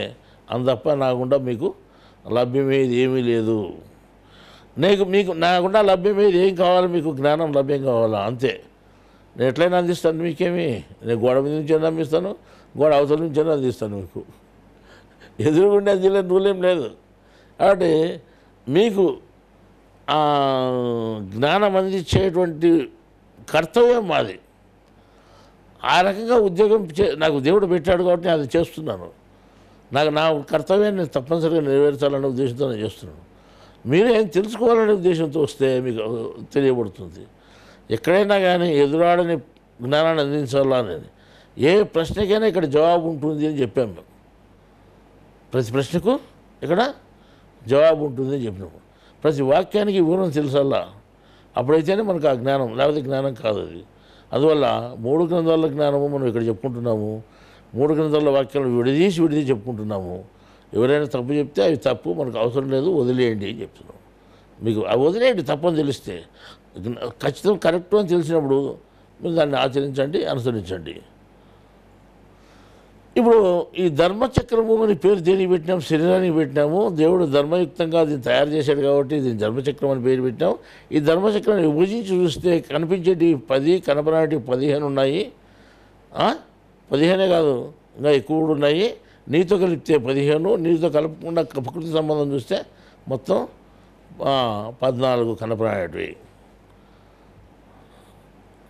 ఆ 14 ఏంటివి? 5 వాయువులు, 5 జ్ఞానేంద్రియాల యొక్క శక్తులు, అంటే చూపు, శబ్దము అనేటివి జ్ఞానేంద్రియాలకు ఉండేటువంటి శక్తులు. ఇవి కాకుండా 4 ఏమున్నాయి? మనస్సు, బుద్ధి, చిత్తము, అహము. ఈ 4 మొత్తం 14 సూక్ష్మ శరీరము అంటాం. అంటే కంటికి కనిపించినటువంటి శరీరము నీలో ఉంది. ఇది కంటికి కనపరాని శరీరం ఉంది, ఇవి నీకు కనపరాదు. కంటికి కనిపించే శరీరం ఉంది, ఈ తల వరకు నుంచి కాళ్ళ వరకు కనిపిస్తూ ఉంది. ఈ 5 జ్ఞానేంద్రియాలు కర్మేంద్రియాలతో కలుసుకుని ఉంది ఇది. అప్పుడు కనిపించే శరీరము, కనపరాని శరీరము రెండింటి విభజన చూస్తే స్థూలము సూక్ష్మము రెండు అర్థమైపోయింది. స్థూలం అంటే కనిపించేది, సూక్ష్మం అంటే కనపరాది. ఉన్నది ఆయన కనిపించదు. మనస్సు ఉంది, ఆయన కనిపించదు. బుద్ధి ఉంది, ఆయన కనిపించదు. ఒక్కొక్కరికి బుద్ధి ఉంది. మన బుద్ధి అంటే అందరికీ కాదు. ఒకటి బాగా తీవ్రంగా ఆలోచిస్తుంది, ఒకటి పలసాగుంది, ఒకటి మందంగా ఉంది.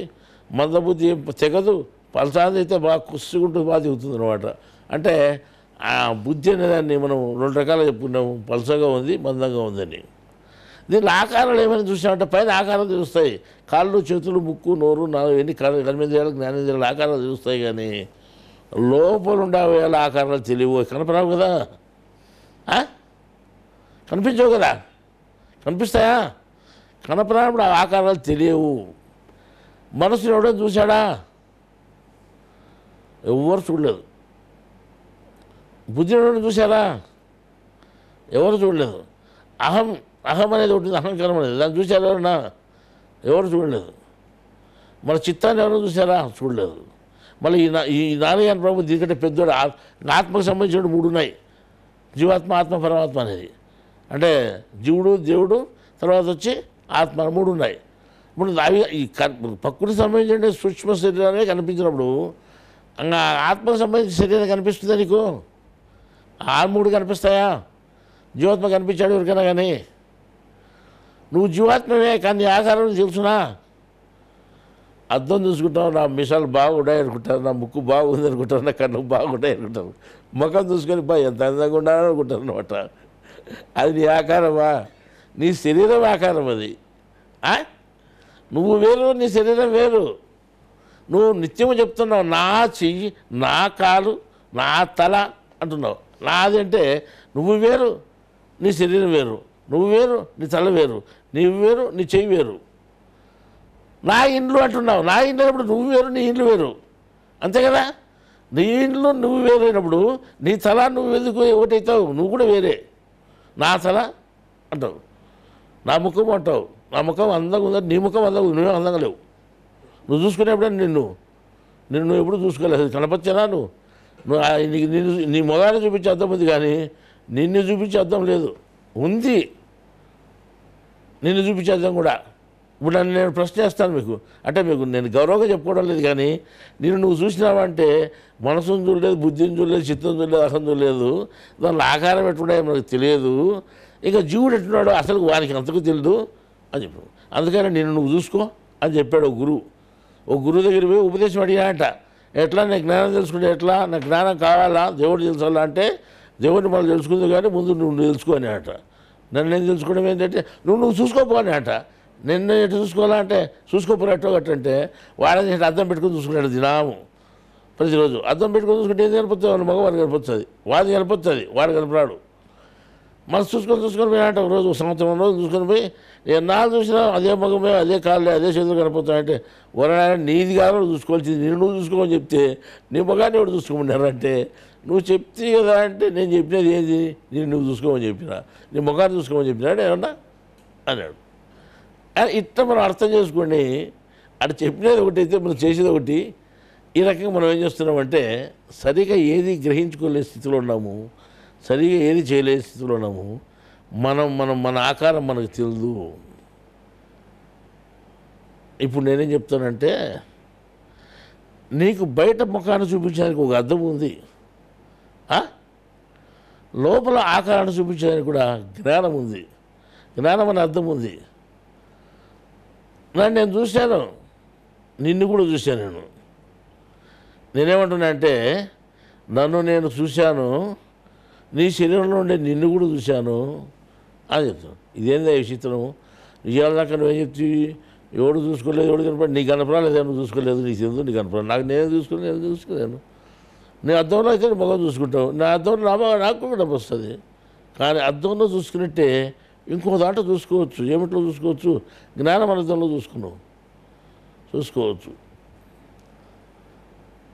చూసుకున్నాం కాబట్టి నేను చెప్పినంటే 1977లో భగవద్గీతను రాసిన రోజు, అప్పుడు దగ్గర 40 సంవత్సరాల క్రితము,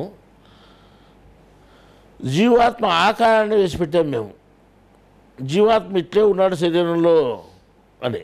అంటే ఆ రోజు చూడండి నీకు జీవాత్మ ఆకారం ఎట్లేస్తాము? ఇప్పుడు కాదు, 47 సంవత్సరంలో. అప్పుడు నేను 20 సంవత్సరాల వయసు ఉంటుంది అనుకుంటా. అంటే 20-25 సంవత్సరాల వయసు ఉంటుంది. చిన్న వయసులోనే ఆ జీవాత్మ ఆకారం వేసి పెట్టాం.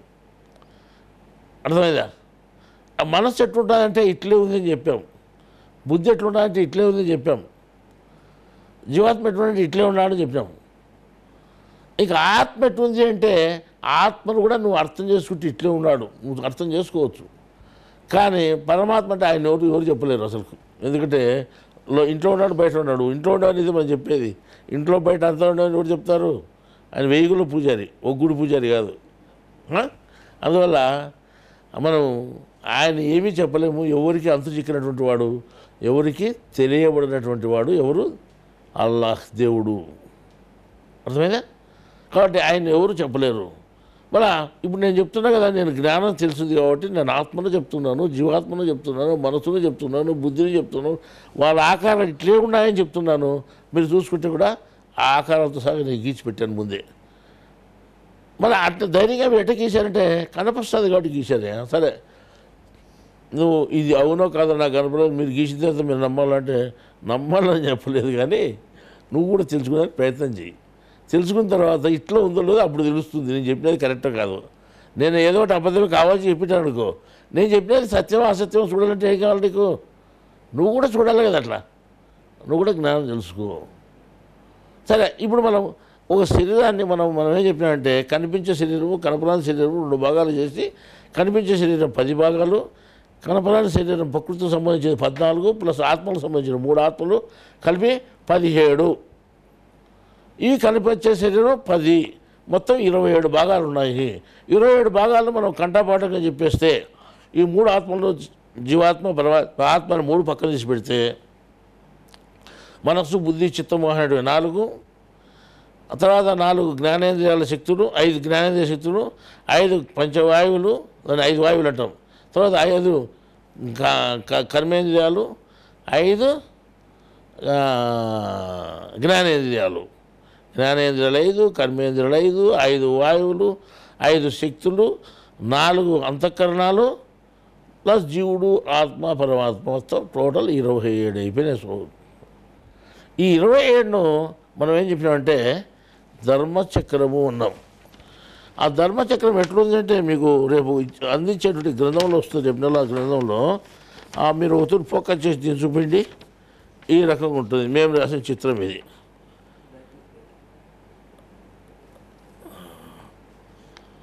ఒకరి స్క్రీన్ చూపిండి. కనిపిస్తుందా చక్రము? అర్థమైందా? ఇక్కడ ఈ ధర్మచక్రంలో మధ్యలో ఇరుసు ఉంది. మీకు ఇక్కడ మధ్యలో ఇరుసు ఉంది. ఏమిటి అంటే ఇది ఇక్కడ మధ్యలో ఆత్మ అనేది ఒకటి ఉంటుంది అనమాట.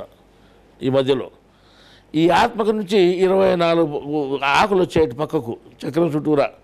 24 ఆకులు ఉండేది మామూలు, బయట చక్రం ఉండదు. కానీ అది దానికి 12 ఉంటే పెద్ద కథ. 24 వచ్చేది దీనికి. ఈ 24 ఏమిటివి అంటే దానిలో పేర్లు కూడా ఉన్నాయి. ఏమని? ఒకదానికి మనస్సు, బుద్ధి, చిత్తము, అహము అవన్నీ వరుసగా రాసి పెట్టినాము. 24 నడి మీద ఆత్మ ఉంది. ఆ జ్ఞానేంద్రియాలకు, కర్మేంద్రియాలకు, మిగతా 25 ఇంద్రియాలకు అన్నిటికీ మధ్యలో పరమాత్మ ఉంది. అగీతల మధ్యలో ఈ చుట్టూ ఇన్ని అన్నిటినీ ఆవహించి, అంటే అన్ని జ్ఞానేంద్రియాలు, కర్మేంద్రియాల మీద చుట్టూ ఉండేది జీవాత్మ ఉంది. దీనివల్ల జీవాత్మ సుఖ దుఃఖాలు అనుభవిస్తూ ఉంది అని మీకు ఇది ఒక ధర్మచక్రము అని ఒక పేపర్ నీకు అంటే ఒక బొమ్మను చిత్రీకరించి చూపించాము. ఈ చిత్రీకరణలో ఇప్పుడు చెప్పిన 27 భాగాలు ఇందులో ఉన్నాయి. ఈ 27 భాగాలను మీరు చూసుకుంటే అంటే గ్రంథంలో వచ్చినప్పుడు మీరు చూసుకొని అర్థం చేసుకోవచ్చు. 27 భాగాలుగా నువ్వు ఉన్నావు అంటే 27 భాగాలు అంటే దేవునితో సహా 27 భాగాలు ఎత్తు. నువ్వు మామూలుగా లెక్కేసుకుంటే నీతో సహా నీ వరకు చెప్తే 25 భాగాలు. సరే నీ వరకు కూడా కాకుండా నీ శరీరం వరకు చెప్తే 24 భాగాలు. ఈ పుట్టుంటే మీరు జ్ఞాపకం పెట్టుకోండి, నా శరీరం 24 భాగాలు ఉందని. ఇది ముస్లిం జ్ఞానమా? లేదు, మనిషి జ్ఞానం. ఇది హిందువుల జ్ఞానమా? లేదు, మనిషి జ్ఞానం. ఇది క్రైస్తవుల జ్ఞానమా? అసలు చెప్పడానికి అవకాశమే లేదు. అందరికీ సంబంధించిన జ్ఞానము. ఈ అందరికీ సంబంధించిన జ్ఞానమని మీరు ఒకసారి జ్ఞాపకం పెట్టుకోండి.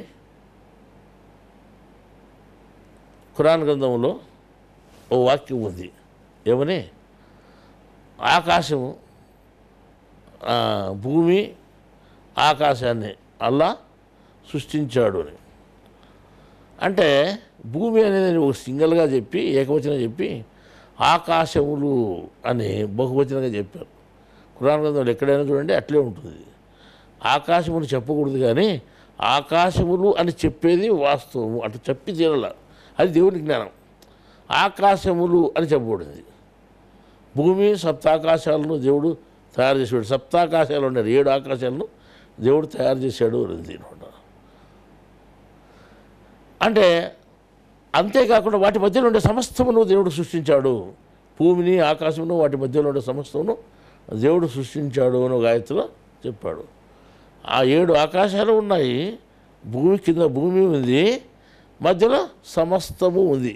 ఆకాశానికి భూమికి మధ్యలో సమస్తము ఉంది. ఈ వాక్యాన్ని మీరు ఎట్లా అర్థం చేసుకున్నారు అని నేను ప్రశ్న ఇస్తాను ఎవరిని? ముస్లింలు. కానీ ఈ వాక్యం చదివినారు లేదు, కానీ కొంతమంది ఖురాన్ గ్రంథం కూడా సరిగా చదవలేదు. ముస్లింలకు మాత్రం చాలా ఎక్కువ తెలిసినది హదీసులు, తక్కువ తెలిసినది ఖురాను. నేనేమంటున్నా అంటే ఎక్కువ తెలుసుకోవాల్సింది ఖురాను, తక్కువ తెలుసుకోవాల్సింది హదీసులు. కానీ అలవాటు అయిపోయింది ఏమంటే మనకు ఖురాన్ గ్రంథం కొంతమంది చదవలేక, అది అరబీ భాషలో ఉంటే అర్థం కాక వదిలేసింది అనమాట. సరే అర్థమైందనుకోండి, అది బాహ్యంగా అర్థం అయిపోయింది. ఒక ఆయన ఏం చెప్పినాడంటే వేమనేగ పద్యం చెప్పినాడు. అంటే వేమనేగ పద్యం ఏం చెప్పినట్టే, వేమనేగ తన పద్యాన్ని గురించి ముందే చెప్పినాడు. వేమనవేగ పద్యం రబ్బరు 1000 విధములు అర్థమిచ్చు అరిచి చూడ చోద్యము జ్ఞానంబు గలుగు విశ్వదాభిరామ నెరవేమన్నాడు. అంటే వేమనేగ పద్యం ఎట్లుంటుందంటే ఆ 1000 విధాల అర్థంతో కూడుకుని ఉంటుందట. దాన్ని బాగా విశదీకరించి పరిశీలన చేస్తే చోద్యమైనటువంటి విచిత్రమైన జ్ఞానం ఉంటుంది, దైవజ్ఞానం ఉంటుంది దాంట్లో అని చెప్పాడు ఆయన. దైవజ్ఞానం ఉండేదే వేమనేగ పద్యం, దైవజ్ఞానం లేకుండా ఏ పద్యం ఉండదు.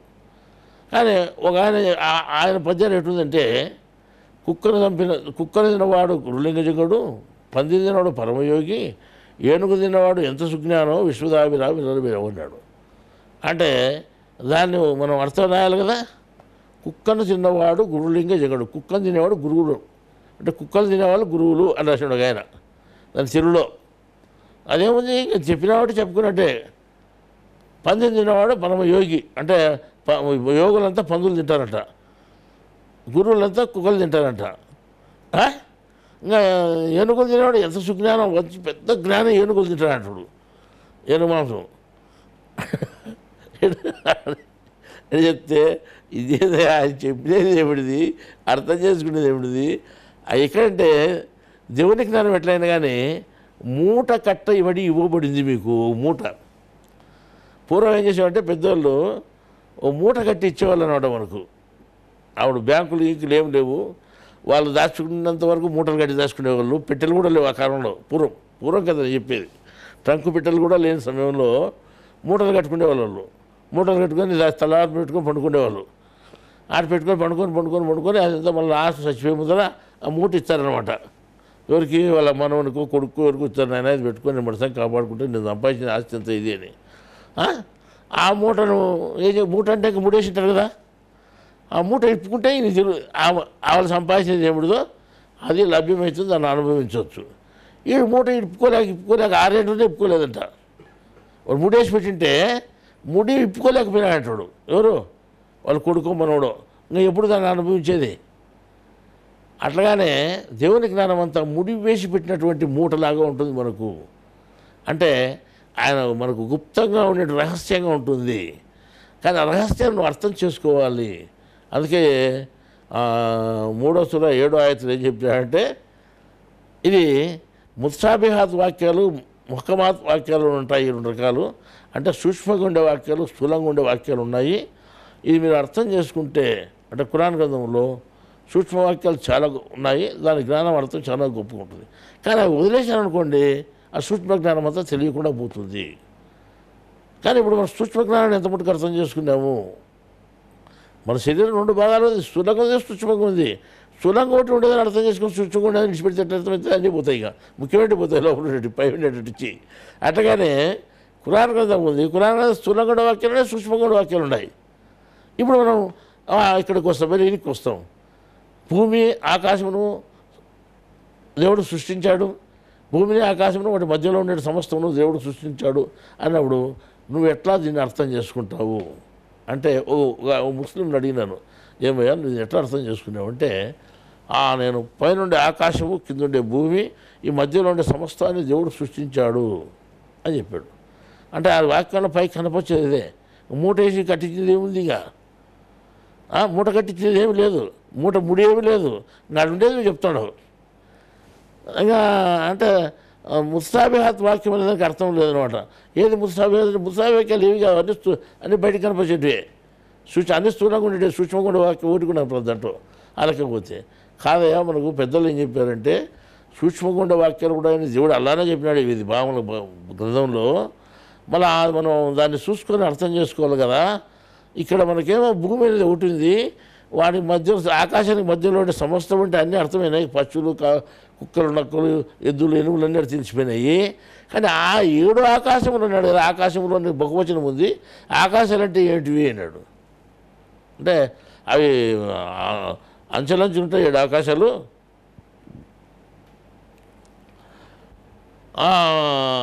పెద్దవాళ్ళు చూసినారండి, మనం చూడలేదు, కానీ 7 ఉన్నాయి అని చెప్పినాడు ఆయన. 7 అని ఏటకని చెప్తావు? 7 ఉండేది వాస్తవమే, బయట ఉన్నాయి అవి. ఇంకా అప్పుడు మేమేనాలంటే వీళ్ళకి ఎంత చెప్పినా అర్థం కాదు అనుకోవాలా. దేవుడు చెప్పిన వాక్యం ఒకటి, మనం అర్థం చేసుకుంటుంది ఒకటి. ఇప్పుడు దేవుడు చెప్పిన వాక్యం మనకు మిస్ అవుతున్నామా లేదా? అవుతున్నాం. దాన్ని సూక్ష్మంగా చూస్తే కానీ అర్థం కాదు.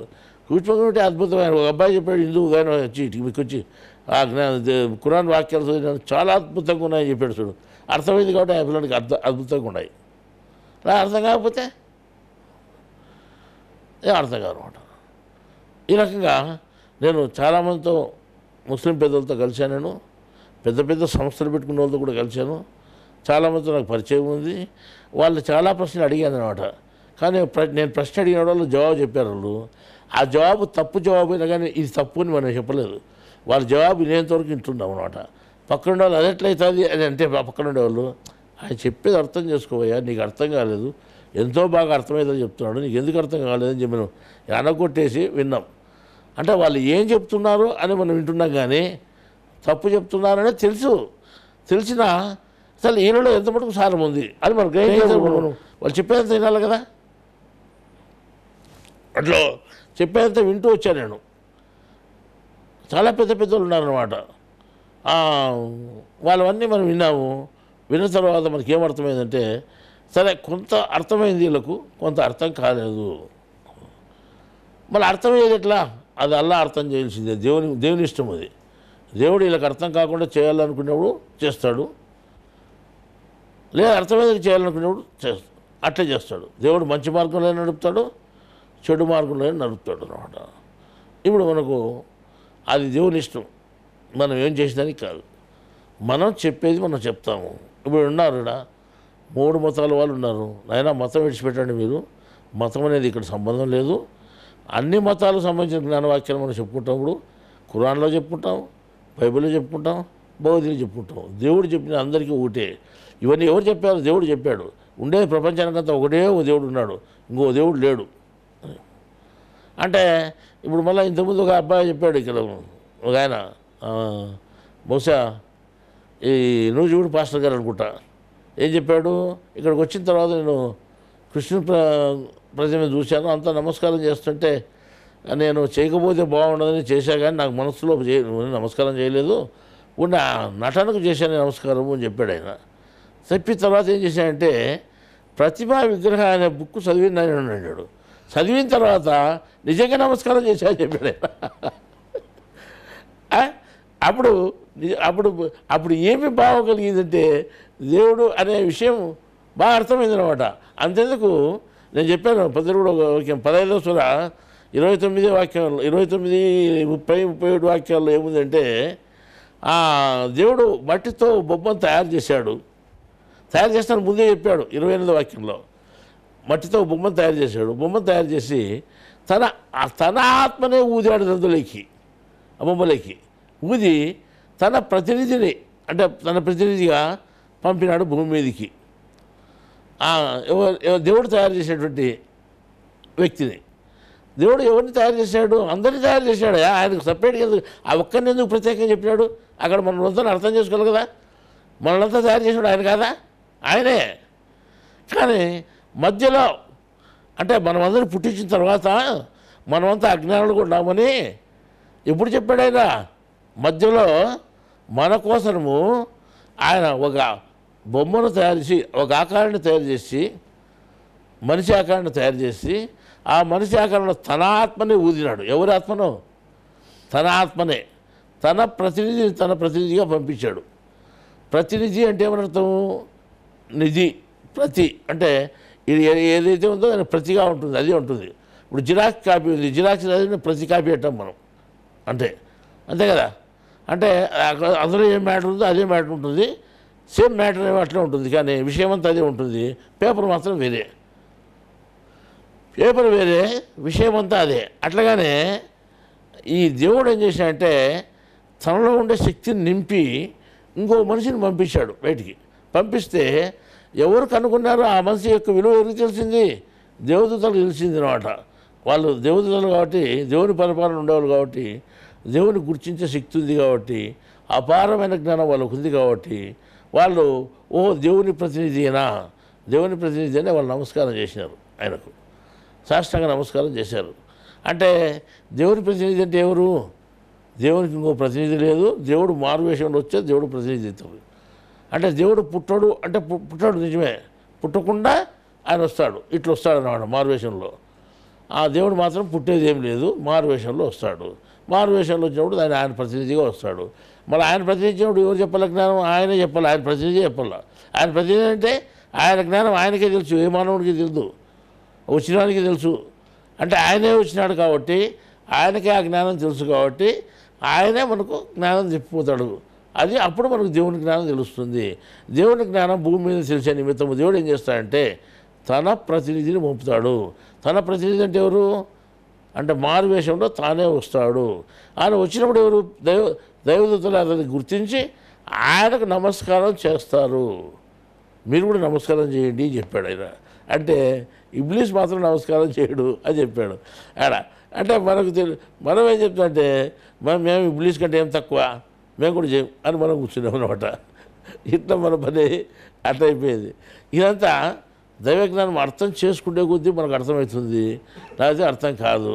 అంటే ఈ రకంగా మనం అక్కడ ఖురాన్లో గ్రంథంలో చెప్పినాడు, తర్వాత బైబిల్లో చెప్పాడు, భగవద్గీతలో చెప్పాడు. మనం ప్రొద్దున చెప్పుకునే ఓ విషయము తౌరాత్ గ్రంథము మోషేకి ఇవ్వబడింది అని, అంటే మూసాకి ఇవ్వబడింది అని చెప్పి. అంటే ఎట్లా ఇవ్వబడింది? ఎవరు ఇచ్చారు? దేవుడు ఇచ్చాడు. దేవుడు ఎట్లిచ్చాడు? ఆయనకు కనపడతాడేమన్నా దేవుడు? ఒక గ్రంథాన్ని ఇచ్చాడంటే ఆ గ్రంథం స్థూలంగా ఉండేది కదా, ఎట్లిచ్చాడు? అక్కడ పెద్ద రహస్యం, అది ఎవరికి తెలియని దైవ రహస్యం. ఆ దైవ రహస్యాన్ని మనం ఏం చేసామంటే ఛేదించి కృష్ణమూస అనే గ్రంథంలో రహస్యం అన్నమాట. అసలు తౌరాత్ గ్రంథం అంటే ఏమిటి అని కూడా రహస్యం. ఇంకా అంతెందుకు గీట్రాయన పుస్తకంలో కూడా ఈ తౌరాత్ అనే దానికి 3 రాత్రులు అని పేరు వచ్చింది. మామూలుగా అరబీలో తౌ అంటే 3 అనే అర్థము. ఈ రాత్రి అంటే రాత్రులు, 3 రాత్రులు దానికి 3 రాత్రులు యొక్క వివరణ చెప్తూ ఈ గీట్రాయన గ్రంథం మనం రహస్యం అంటూ దానికి మనం తర్వాత కృష్ణమూస అనేటువంటి గ్రంథంలో మనం ఏం చేసామంటే దేవుడు ఏ రకంగా తన గ్రంథాన్ని ఇచ్చాడు అని చెప్పామన్నమాట. తర్వాత దానికి పేరు ఎవరు పెట్టారు? తౌరాత్ అనే పేరు ఎక్కడి నుంచి వచ్చింది? ఎవరు పెట్టారు? దేవుడు నిర్ణయించాడు. ఎట్లా నిర్ణయించాడు? ఎప్పుడు నిర్ణయించాడు? ఎవరికి ఇచ్చినప్పుడు నిర్ణయించాడు? మూసాకి ఇచ్చినప్పుడు నిర్ణయించాడు. పేరు చెప్పి ఇచ్చాడు ఆయనకు పలాంది అని. సరే మూసా చూశాడు దాన్ని. ఏదండి తౌరాత్ గ్రంథంలో ఉండే విషయాలు మూసాకి తెలుసు. మిగతా మానవునికి ఎవరికైనా తెలుసునా? ఎవ్వరికీ తెలియదు. తౌరాత్ గ్రంథాన్ని ఎవరు చూడలేదు, చూసినది ఒకే ఒక వ్యక్తి, ఆయనే మూసా. ఆయన చెప్పింటే ధర్మశాస్త్రం అయింది అది బయటికి. ఆయన చెప్పిన జ్ఞానం ధర్మశాస్త్రం అని మనం చెప్పుకున్నాం. మోసే జరిపిన ధర్మశాస్త్రం అని బైబిల్లో రాసుకున్నాం. ఉందా మోసే ధర్మశాస్త్రం అని పేరుందా? మోసే ధర్మశాస్త్రం అనేది ఉంది కదా, పేరుందా లేదా చెప్పండి? ఉంది. మోసే ధర్మశాస్త్రం అని దేని అనుకున్నాము? మోసే చెప్పిన జ్ఞానవాక్యాలు మోసే ధర్మశాస్త్రం అనుకున్నాం మనం. కానీ ఈ ధర్మశాస్త్రం వేరు, మోసే వేరు. మోసేను ధర్మనుడు ఇది ఒకటి అనుకోకూడదు. ఆయనకి ఇవ్వబడింది. అంటే ఏ గ్రంథం ఇవ్వబడింది? తౌరాత్ గ్రంథం ఇవ్వబడింది. ఎవరికి ఇవ్వబడింది? మోసేకి ఇవ్వబడింది. ఎవరిచ్చారు? దేవుడు ఇచ్చాడు. ఎప్పుడు ఇచ్చాడు? అదంతా సస్పెన్స్, ఎవరికి తెలియదు. అది ఎవరికి వాళ్ళకి అర్థం చేసుకోవాలా. విశ్వాసం ఉంటే నీకు అర్థమవుతుంది, విశ్వాసం లేకపోతే నీకు అర్థం కాదు. ఎందుకంటే దైవ రహస్యం అది. చెప్పినది ఖచ్చితం కరెక్ట్ అని ఎట్లా అని ఎవరు నమ్మకమే లేదు, గ్యారంటీ ఏం లేదు. విశ్వాసం ఉంటే నీకు గ్యారంటీ లేకపోతే లేదు. ఆ రకంగా ఈ చెప్పబడింది అన్నమాట. తర్వాత దాని పేరు ఎట్టుబడింది. దానికంత ముందు పేరు ఉంది మళ్ళా, కానీ ఆ పేరు దీనికి చెప్పబడిందా లేదు. ఆ పేరు చెప్పకుండా చెప్పినారు. మనుషులు చెప్పిన పేరు ఉంది దానికి. మనుషులు చెప్పిన పేరు పెట్టకుండా దేవుడు ప్రత్యేకమైన పేరు పెట్టాడు. తౌరాత్ గ్రంథంలో విషయాలే ఇంజీల్లో ఉన్నాయి. దాంట్లో ఉండే జ్ఞానమే దీంట్లో ఉంది, దాంట్లో ఉండే జ్ఞానజ్యోతి దీంట్లో ఉంది, దాంట్లో ఉండే నిదర్శనమే ఇంజిల్ గ్రంథంలో కూడా ఉంది అని చెప్పబడింది. ఎక్కడ? ఖురాన్ 5వ సూరాలో. తర్వాత ఈ తౌరాత్ గ్రంథంలో ఉండేటువంటి జ్ఞానమే తర్వాత ఖురాన్ గ్రంథంలో కూడా వ్రాయబడి ఉంది అని ఉంది. 5వ సూరాలో రాయబడింది అనమాట. తర్వాత ఇంకా ఏం చెప్పారంటే ఈ 3 గ్రంథాలను చదివితేనే నువ్వు ఒక ధర్మంలో ఉన్నట్టు. ఈ 3 గ్రంథాలు చదివినటువంటి వాడు ఖురాను, ఇంజీలు, తౌరాతు, ఈ 3 గ్రంథాలు చదివినటువంటి వాడు ఏ ధర్మంలో లేనట్టే. అంటే ఏ మత ధర్మంలో లేనట్టే, ఏ ధర్మంలో లేనట్టే అని చెప్పాడు. 3 గ్రంథాలు చదివితే అర్థమవుతుంది అని చెప్పాడు. 3 గ్రంథాలు ఎందుకు చదవాలంటే నీ సంపూర్ణమైన జ్ఞానం అర్థం కావాలంటే 3 చదవాలి. అందుకే మీకు అన్నీ ఇచ్చానని చెప్పి మీ ప్రతి మనిషికి మీరు ఇక్కడ వచ్చిన వాళ్ళందరికీ బైబిల్, ఖురాను, భగవద్గీత 3 పెట్టుకోండి. 3 సమానంగా పెట్టుకోండి, మీరు చదవండి అని చెప్పాను. ఎక్కడైనా అనుమానం వస్తే బైబిల్ చూడండి, ఇంకా అనుమానం వస్తే భగవద్గీత చూడండి, ఇంకా అనుమానం వస్తే ఖురాన్ చూడండి అని చెప్పాము. అందరికి ఇచ్చాను లేదా? ఇచ్చాము. క్రైస్తవులకి ఇచ్చాము, హిందువులకి ఇచ్చాను, అందరికి ఇచ్చాము అనమాట. ఇచ్చి అందరూ చూడమని చెప్పినారు. ఈరోజు ముఖ్యంగా ఇప్పుడు ఒక అబ్బాయి చెప్పాడు ఇంతకుముందు మీటింగ్లో, ఖురాన్ గ్రంథంలో అద్భుతమైన జ్ఞానం అది అని చెప్పాడు. అంటే మాకు సంతోషం. ఇప్పుడు మేము దాన్ని వ్రాసిన తర్వాత అతను చదివి అద్భుతమైన జ్ఞానం అని చెప్పినంటే మాకు సంతోషమే. అది ఆ ఖురాన్ గ్రంథం యొక్క వెలుగు అంటే హిందువులకు కనిపించే రకంగా చేయాలనే ప్రయత్నంతో చేశాము. అది కనిపించిందంటే మాకు సంతోషమే. కానీ చాలామంది ఖురాన్ గ్రంథం హిందువులు చదవాలనుకుంటున్నారు, కానీ అది మత వ్యాప్తికి అనే ఉద్దేశంతో ఉండకూడదు. అది మతానికి సంబంధించింది ఉండకూడదు. దేవుని జ్ఞానం తెలిపే నిమిత్తము మన జ్ఞానం మీరు ఖురాన్ గ్రంథం చదవండి అని హిందువులకు ఇవ్వండి. అట్లా చదివితే మంచిది అనమాట. మతము అనేటువంటిది అడ్డం పెట్టుకోవద్దండి. మతం అనేది ఏం చేస్తుందంటే మనము లేకుండా చేస్తుంది అనమాట. అంటే మిలిటరీలో కాపలాదారులు ఉంటారనమాట. అంటే కొన్ని ఏరియాల్లో కాపలా ఉంటారు రాత్రిపూట.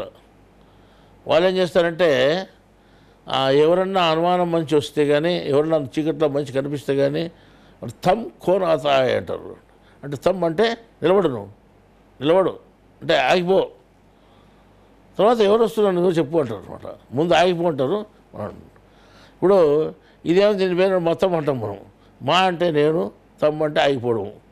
మతం అనేదాన్ని మనం అంటే నేను అక్కడికే ఆగిపోయినాను, ఇంక ముందుకు పోను నేను ఎక్క. తగం అంటే ఆగిపోవడము, మా అంటే నేను అనమాట. మతం అంటే ఏమవుతుంది అని అక్కడికే ఆగిపోయినాను. మతం అనే దాన్ని పెట్టుకుంటే ఆడికి ఆగిపోతాను, ముందుకు పోవు అనమాట. జ్ఞానంలో ముందుకు పోయేదానికి అవకాశం లేదు. అందువల్ల ఈ మతం అనేదాన్ని మీరు పెట్టుకోవద్దండి. మతం ఇంటికాడ పెట్టుకోండి పర్వాలేదు, ఎందుకంటే మా వాళ్ళు ఒప్పుకోరు అంటే మీ వాళ్ళు ఒప్పుకుంటే చేయండి, ఎవరితోనే అన్నీ.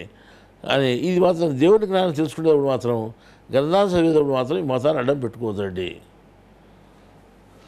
ఇప్పుడు మీరు కొంతవరకు తెలుసుకున్నారు, హిందువులు తెలుసుకున్నారు, ఖురాన్ చదివినారు, ముస్లింలు తెలుసుకున్నారు, భగవద్గీత చదివినారు, క్రైస్తవులు 2 గ్రంథాలు చదివినారు, ఇక్కడికి వచ్చే వాళ్ళని చదువుకుంటున్నారు. కానీ ఇతరులు కూడా తెలియజేయండి, ఇది ఇట్లుంది, ఓ దాంట్లో మీరు ఉండొద్దండి, మీరు జ్ఞానం తెలుసుకోండి, ఇతరులు కూడా మీరు తెలియజేయండి, ఇతరులకు తెలియజేసి వాళ్ళకి జ్ఞానం అందించండి. ఇప్పుడు చెడిపోయే జ్ఞానం కాదు కదా మనం చెప్పేది, ఏమైనా మతాల వ్యాప్తి కోసం చెప్తున్నామా, లేదా ఇక్కడ ఏమైనా మతాలు ఉన్నాయా, మతాల గురించి ఈ మతంలో దాంట్లో ఇంటే కానీ మీరు ముస్లింలు టోపీ పెట్టుకోకుండా వస్తే కూడా నేను ఒప్పుకోలేదు. మీరు ముస్లిం టోపీ పెట్టుకున్నాడే అని చెప్తున్నావు. టోపీ పెట్టుకోకుండా వస్తే ఏమవుతుంది, నువ్వు ముస్లిం అని తెలియదు అసలుకు. నేను ముస్లిం అని తెలిసేదాకా టోపీ పెట్టుకోను, గౌరవంగా పెట్టుకోను, నేను ముస్లిం అని ధైర్యంగా పెట్టుకోను. ముస్లిం అంటే ఏమేమి అర్థం, విశ్వాసి అని అర్థం, దేవుని మీద విశ్వాసం ఉండేవాడు అని అర్థం. మరి నేను దేవుని మీద విశ్వాసం ఉండేవాడిని ప్రకటించుకోను, లేదా నేను టోపీ పెట్టుకుని పోతే ముస్లిం అనుకుంటే ఎవడనుకుంటే ఏమిటి, అసలు అర్థమేమి దానికి. నేను ముస్లిం అంటే నేను విశ్వాసిని, దేవుని మీద విశ్వాసం నాకు ఉంది, నేను దేవుని నమ్మినటువంటి వాడిని అని ఆ రకంగా నువ్వు ధైర్యంగా చెప్పుకో, పర్వాలేదు. అందుకని నేను ప్రతి ఒక్క మంచి నువ్వు పెట్టుకున్నాను కూడా నేనే టోపీ కొని ఇచ్చినాను, ఇక్కడికి వచ్చిన టోపీ పెట్టుకొని ఇచ్చినాను అన్నమాట. మీరు పెట్టుకోండి, పద్ధతి కాదు, సిగ్గుపడే విషయం కాదు అని హిందువులకు అట్లా చెప్తున్నావు. మీరు పెట్టుకోండి అని అందరికీ 3 మతాలకు చెప్తున్నాం, ఇవి పెట్టుకోండి, ఏ మతానికి సంబంధించింది కాదు, ఈ దేవునికి సంబంధించి క్రమం అని. ఏది మనం ఈ 4 చక్రాలు అంటే ఈ మధ్యన క్రైస్తవులు మన దగ్గరికి వచ్చారు, వాళ్ళు ఏం చేశారంటే ఇది ఏదో చక్రం అది ఇది, ఒక ఆయన ఏం చేశారంటే ఒక క్రైస్తవుడు ఆయన ఓ పాస్టర్ గారు పెట్టుకున్నారు. పెట్టుకొని ఇదేమి ఇది ఇన్నాళ్ళు మనకి ఏదో బైబిల్ బోధించి ఈయన మళ్ళీ ఏదో ఇటు పెట్టుకున్నాడు, నా పెట్టుకున్నాడు, ఈయన హిందువుల మాదిరి అనుకున్నాడు. కాదా హిందువులది కాదు ఇది చెప్పినాడు ఆయన. అంటే వాళ్ళు ఇనలేదు క్రైస్తవులంతా, ఇంట్లో మనం అసలు ఎవరు పెట్టుకోకూడదు తిండి, అసలు మనం నొసుల మీద పెట్టుకుంటే ఎట్లా అనుకున్నామంటే ఆయన మనదే ఇది. ప్రకటన గ్రంథంలో మన బైబిల్లో ప్రకటన గ్రంథంలో ఇది చూడండి అని చూపించిన వాక్యాన్ని కూడా చూపించి చదివినారన్నమాట. ఇది పెట్టుకోకపోతే దేవుడు దూతలు హింసించాలని దేవుని దూతలకు ఆజ్ఞ చేయబడింది, ఆ హింసల నుండి మనం తప్పించుకోవాలంటే ఆ బాధల నుండి తప్పించుకొని తినాల్సిందే, లేకపోతే మాత్రం శిక్షలు తప్పవు మనకు అని చూపిస్తే కూడా మళ్ళీ చూసేదానికి ఏమో బైబిల్లో ఉంది. ఇప్పుడు నమ్మాలా లేదా అంటే కనపరిచిన కూడా నమ్మాలా లేదంటే కూడా ఏం చేస్తాడు దానికి, కనపరిచినా కూడా నమ్మాలా లేదా అంటే మనం ఏం చేస్తాము, అసలు అర్థం కాని పని అనమాట. వానికి 3 రకంగా అర్థమవుతుంది. ఎత్తులో 2 గాడిదలు కట్టి 4 గాడిదలను తాడితో కట్టినాడంట. తాడితో కట్టి తోలుకొని పోతున్నాడు. ఎందుకంటే గాడిదలు అట్ట తోలితే ఎట్లంటే అట్ట పోతాయి కదా, పరిగెత్తి ఇక్కడ ఒకటి పోతాయి అక్కడ ఒకటి పోతాయి. దాన్ని ఏం చేశాడంటే అన్నీ పాటితో మడసం ఇంటికి తోలుకొని పోవాలని వాడు ఏం చేసినాడంటే ఒక చాకలి 4 గాడిదలను తాడితో కట్టేసాడు అనమాట. తాడితో కట్టి తోలుకొని పోతున్నాడు. ఒకడు చూసినాడంట పక్కనోడు, అంటే వాడు ఏదో మడసంగా తోలుకొని పోతున్నాడులే గాడిదలు కట్టేసుకొని ఉన్నాడు. ఇంకోటి ఏమన్నాడంటే వాడు తెలివి తక్కువ మనిషిడు ఈ పని చేసినాడు అసలు. అంటే ఏం తెలివి తక్కువ అంటే తాడు 4 గాడిదలు మోయేలా తాడును అంటే తాడు కోసం 4 గాడిదలు పట్టుకొని పోతాడు అనుకున్నాడు. తాడు మోసేదానికోసం మెడలు కట్టి తాడు మోసేదాన్ని తాడును ఒక గాడిద మోస్తుంది కదా, తాడుకును 4 గాడిదలు మోయాలి అసలు ఏం అంత బలంగా మేలని తెలివి తక్కువడు కదా, 4 గాడిదలు ఎందుకు కట్టాలో 3 గాడిదలు దూరుకొని ఒక గాడిద కట్టచ్చు కదా తాడు అన్నాడు. అంటే ఈ 4 గాడిదలు కలిసి తాడు మోసుకొని పోతాడని వాడు అనుకున్నాడు. వాడికి అది కనపడుతుంది. ఇంకోటి ఏమనుకున్నాడంటే తాడుతో కట్టి 4 గాడిదలు తోలుకొని పోతాడని ఈడనుకున్నాడు. వాడేమనుకున్నాడు ఆ తాడు కోసం 4 గాడిదలను పిలుచుకుపోతున్నాడని ఈడనుకున్నాడు. 4 గాడిదలు కట్టి మోసపోతున్నాడని అనుకున్నాడు. ఇప్పుడు 4 గాడిదలు మోసడానికి తాడుందా, 4 గాడిదలు పట్టకపోయేదానికి తాడుందా? అసలు ఏది విచిత్రం అనమాట. వాడిని కట్టడంతో ఇది కట్టడుతుంది. వానికి ఎంతనే చెప్పు కనపచ్చు అంటే తాడు 4 గాడిదలు పట్టుకుని మోసలేదని అంటాడు. నా మెడ కట్టుకొని 4 గాడిదలు ఎక్కిపోతాను తాడినట్టు కనపచ్చు అంటే కనపచ్చు అర్థమైంది. ఎవరేం చేస్తారు దానికి? అట్లాగా వాడు చెప్తే ఎంతనో చెప్తే వాడు వినడు. వాని కర్మకు మనం వదిలేసింది, మనం ఏం చేసేదానికి కాదు. ఈ లెక్క ప్రకారం వేసుకుంటే ఇప్పుడు మనం ఒక్కోనికి ఒక్కో రకంగా ఈ గ్రంథాలు అర్థమవుతూ వచ్చాయి. ఈ దైవ గ్రంథాలు ఈ దైవ గ్రంథాలు అర్థమైనప్పుడు సరే ఒక్కొక్కరు దృష్టిలో ఒక రకంగా అర్థమైనాయి. ఎందుకు అట్లా అర్థమైనాయి, ఇప్పుడు నాకు అర్థమైనట్టు మీకు ఎందుకు అర్థం కాలేదు అని ప్రశ్న వచ్చింది. ఇప్పుడు నేనేమనుకున్నా అంటే నాకు ఇంత బాగా అర్థమవుతుంది, చాలా క్లియర్గా ఉన్నాయి ఇవి, మళ్ళీ సులభంగా ఉన్నాయి, వీళ్ళకి ఎందుకు ఇంత కష్టమైంది అని. ఒక ఆయన ఏం చేశాడంటే, ఇప్పుడు రాసే గ్రంథంలో కూడా రాశాను మేము ఒకటి గ్రంథంలో, అది నేను రాత్రి రైటింగ్లోకి వచ్చింది. అది ఒక కలెక్టర్ కోర్స్ చదివినాడంట. అంటే కలెక్టర్ కోర్స్ అంటే మంచి తెలివి ఉంటే కానీ కాదు, మేధావి ఉంటేనే కానీ, అది కలెక్టర్ ఉద్యోగం కూడా వచ్చింది. ఆయన భగవద్గీత చదివినాడు. భగవద్గీత చదివి దుష్ట సంహారణ శిష్ట రచన అన్నప్పుడు దాంట్లో ఏంటంటే వినాశాయచ దుష్కృతామంటే ఈ దుష్కృత్యాలు చేసేటోళ్ళందరినీ నాశనం చేస్తాడు ఈయన అని గ్రంథంలో రాసినది చూసి అట్లే అర్థం చేస్తున్నాడు. అంటే ఈ దుష్టులంతా దేవుడు వచ్చి చంపేస్తాడు అని అర్థమైంది. ఇంకొక ఆయన ఏం చేశాడంటే అదే గ్రంథం చదివిన తర్వాత ఆయనకు ఈ దేవుడు ధర్మ సంస్థాపనార్థాయనిది కదా, ఈ ధర్మాలు తెలియజెప్పి ఆ దుష్టులుగా లేకుండా మార్చేస్తాడు, వాళ్ళను దుష్టులుగా లేకుండా చేస్తాడు. అంటే దుష్టులుగా లేకుండా పోతే మంచోళ్ళుగా తయారైపోతాడు. అంటే ఎట్లా చేస్తాడు, ధర్మాలను తెలియజేసి అని ఈయన అర్థం చేసుకున్నాడు. వాడేం అర్థం చేసుకున్నాడు, లేదు ఆయన చంపుతాడంట అని అర్థమైంది నాకు. ఆయన ఏం చెప్పాడంటే ఇంకొక దేవుని ప్రచారం నిమిత్తం పోయి ఈయన క్రైస్తవునిగా మారిపోయిన తర్వాత ఏం చెప్తున్నాడంటే, నేను హిందువునిగా అప్పుడు ఉంటే నేను భగవద్గీత చదివినప్పుడు నాకు అర్థమైంది. ఏమర్థమైంది, ఆ మతంలో ఉన్నప్పుడు ఎప్పుడైనా కానీ తప్పులు చేస్తాం, ఏదో పాపాలు చేస్తాం, దుష్టపనులు చేస్తాం, చేసినప్పుడు దేవుడు వచ్చి మనల్ని తప్పనిసరిగా సంహరిస్తాడని ఉంది. మళ్ళీ ఈ మతంలో దేవునికి క్షమాపణ ఉంది, దేవుడి రక్తం వల్ల మన పాపాలని కడిగివేయబడుతూనే ఉంది. మనం పాపం చేయకుండా ఏమంటాం, ఏదో పాపాలు చేస్తాము, కాబట్టి ఈ మతంలోకి వస్తే పాప క్షమాపణ ఉందని నేను ఈ మతంలోకి వచ్చినాను అని అతను చెప్తున్నాడు. ఆ మతంలో ఉంటే దేవుడు మనల్ని చంపుతాడు అని చెప్పినాడు అనమాట. అంటే ఈయనకి ఇట్లా అర్థమైంది, ఏమైంది దాంట్లో ఉంటే చంపుతాను, దీంట్లో ఎక్కొచ్చే అని. దీంట్లో క్షమాశీలత ఉంది, దాంట్లో కూడా క్షమాశీలత ఉంది. దీంట్లో ఉండే దేవుడు ఒకడే, దాంట్లో ఉండే దేవుడు కూడా ఒకడే. ఆడ చంపుతాననేవాడు దీడేమని రచిస్తానని చెప్పినాడా, ఉండేది ఒకడే కదా. ఆడ చంపుతానే ఈయన కూడా చంపుతాడు, ఎందుకు విడిచిపెడతాడు, ఈడు కాపాడుతానన్నప్పుడు ఆడు కూడా కాపాడుతాడు. ఉండేది ఒకటే కదా. ఇద్దరు ముగ్గురు ఉంటే వాడు చంపుతాడు, ఈడు కాపాడుతాడు అనుకోవచ్చు. వీళ్ళు ఇద్దరుగా తయారైనాడు దేవుళ్ళు. ఆ దేవుడు ఒకడు, ఈ దేవుడు, హిందువుల దేవుడు ఒకడు, క్రైస్తవుల దేవుడు ఒకటి. కానీ అక్కడ ఏం చెప్పినాడు, ఉండే ప్రపంచానికంతా ఒకడే దేవుడు ఉన్నాడు. ఆయన కూడా నువ్వు పాపాలు చేసుకుంటే జ్ఞానం అనే అగ్ని వల్ల నీకు పాపాలని కాలిపోతాయని చెప్పాడు అన్నాడు, కర్మలని కాలిపోతాయని చెప్పాడు. ఇక్కడ కూడా నా నిబంధన రక్తం చేత నీకు ఈ కర్మలన్నీ లేకుండా చేస్తాను అని చెప్పాడు. అంటే అక్కడ ఏ జ్ఞానంతో లేకుండా పోతాయని చెప్పినాడు, ఇక్కడ కూడా అదే జ్ఞానంతో లేకుండా పోతాయి అని చెప్పాడు అనమాట. అది అర్థం కాక మనము ఏమర్థం చేసుకున్నాము, అది అర్థం కదా, 4 గాడిదలు ఒక తాడు మోసపోతాడా అన్నట్టుంది మనం పని.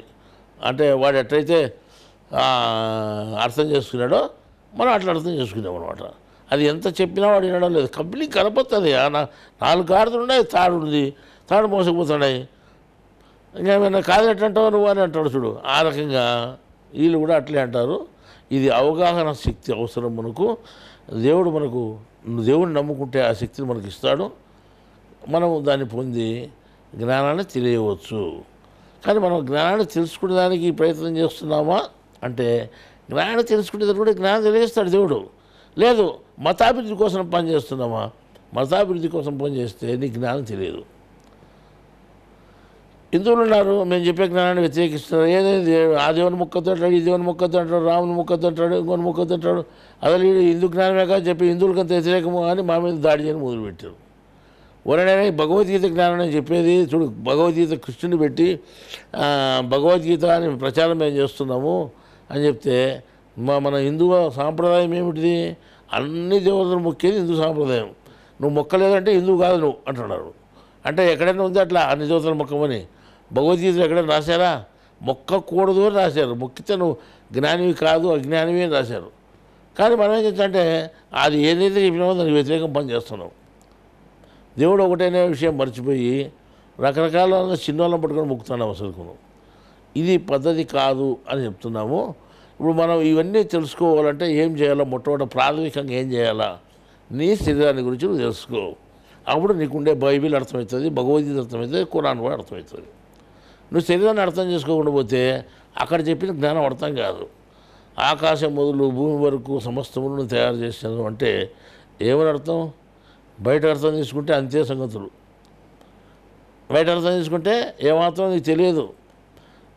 ఆకాశములు, పైన ఆకాశములు, కింద భూమి, మధ్యలో సమస్తములు నేను తయారు చేసినంటే పైన ఆకాశాలు ఉన్నాయా చెప్పండి చూస్తాం. అట్లనే కానీ ఎవరైనా నిరూపిస్తారా పైన ఆకాశాలు ఉన్నాయని? కథల్లో చెప్పుకోవచ్చు. మనము కథల రూపంలో ఎన్నేం చెప్పొచ్చు. 7 ఉన్నాయనొచ్చు, 10 ఉన్నాయొచ్చు, 12 ఉన్నాయొచ్చు, ఎన్నైనా చెప్పుకోవచ్చు, దానికి ఏం పర్వాలేదు. కానీ ఉన్నాయని నిరూపణ చేసడానికి అవకాశం ఉండదా? వాస్తవంగా ఉన్నాయా? లేవు. మళ్ళీ అక్కడ చెప్పినది ఏమిటిది? జ్ఞానం. అది మరి ఆ జ్ఞానం ఎందుకు అర్థం కాలేదు? జ్ఞానం ఎందుకు అర్థం కాలేదు? మనకు అర్థం కాకుండా పోయింది. ఎందుకు అర్థం కాలేదు? శ్రద్ధ తక్కువ ఉంది. శ్రద్ధ తక్కువ ఉంటే ఏమవుతుంది? విచక్షణ ఉండదు. విచక్షణ లేకపోతే ఏమవుతుంది? జ్ఞానం నీకు తెలియదు. అదే గీట్రాయి అనేది నీకు లేదు. గీట్రాయి అనేది ఇవ్వకూడదు. మనకు విచక్షణ కావాలి. విచక్షణ కావాలంటే ఏం చేయాలా? శ్రద్ధ కావాలా? శ్రద్ధ కావాలంటే ఏం చేయాలా? అది ఒక ఇప్పేది కాదు. మన దగ్గర మొట్టమొదటి చెప్పినాం, మీరు శ్రద్ధగా వినండి అని చెప్పాం, జాగ్రత్తగా కూర్చోండి అని చెప్పాం. మన దేవుని జ్ఞానం కాబట్టి గౌరవ సూచిగా మనం జాగ్రత్తగా వినాలా. ఎట్లా అంటే అట్లా దాన్ని వినకూడదు అని కూడా చెప్పాం. మనం ఈ రకంగా మనం శ్రద్ధ పెంచుకుంటే జ్ఞానం తెలియబడుతుంది, లేకపోతే తెలియబడదు. ఇప్పుడు మేము చెప్పినంత ఏదైనా మతానికి సంబంధించిన జ్ఞానం చెప్పినామో అవుతుంది చూడండి. లేదు పలానా మతానికి సంబంధించిందని చెప్పేదానికి ఏమైనా వీలవుతుందా? పలానా మతానికి సంబంధించిందని చెప్పేదానికి వీలవుతుందా? లేదు. ప్రతి మనిషికి సంబంధించిన జ్ఞానం ఇది. కాబట్టి ఈ రకంగా నువ్వు జ్ఞానాన్ని తెలుసుకోగలిగితే నీకు 3 గ్రంథాల విషయం అర్థమవుతుంది, లేకపోతే అర్థం కాదు. ఇప్పుడు నేను చెప్పాను, ఖురాన్లో వాక్యం ఉంది. ఆ వాక్యము అంటే కింద భూమి పైన ఆకాశములు మధ్యలో ఉండే సమస్తాలను నేను సృష్టించినాను అంటే ఆకాశాలు అనే పదము అక్కడ రాశారంటే దాన్ని మనం చాలా జాగ్రత్తగా అర్థం చేసుకోవాలి. కానీ స్థూలంగా ఉండే ప్రపంచాన్ని గురించి చెప్పలేదైనా. స్థూలంగా ఉండే ప్రపంచాన్ని కూడా తయారు చేశాడు. స్థూలంగా ఉండే ప్రపంచం ఎట్లా తయారైందంటే ముందు ఇది ఎట్లా తయారయ్యేదో అర్థం చేసుకుంటే, అక్కడ చెప్పిన వాక్యాన్ని తయారు చేసుకుంటే మొత్తం ప్రపంచం అంతా అర్థమవుతుంది. ఆకాశాలు ఎక్కడున్నాయి? ఉన్నాయి. ఆకాశాలు ఉన్నాయి. 7 ఆకాశాలు ఉన్నాయి. 7 ఆకాశాలు చెప్పేదానికి అవకాశం ఉంది.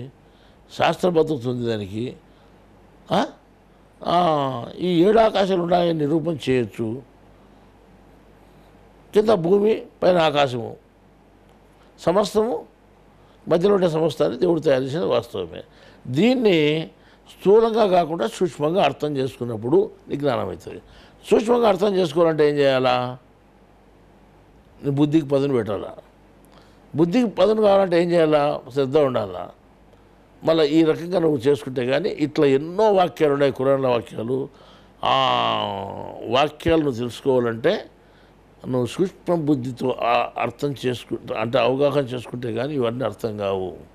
అట్లాగానే బైబిల్ ఉంది. బైబిల్లో దేవుడు ఎంత బాగా చెప్తాడంటే తండ్రి కుమారుడు అని చెప్తాడు. అంటే తన కుమారుడిని దేవుడు ఏం చెప్తాడంటే ఎంతో ప్రేమించినట్టు, నా యొక్క హోదా, నా యొక్క గౌరవం నా కుమారుడికి దక్కవలనని నేను నా అధికారం అంతా నా కుమారునికి అప్పచెప్పాను అని చెప్తాడు ఆయన. 5వ యోహాను 5వ అధ్యాయం అనుకుంటా, బహుశా 23-24 వాక్యాలు చూడండి. బహుశా ఏముంది?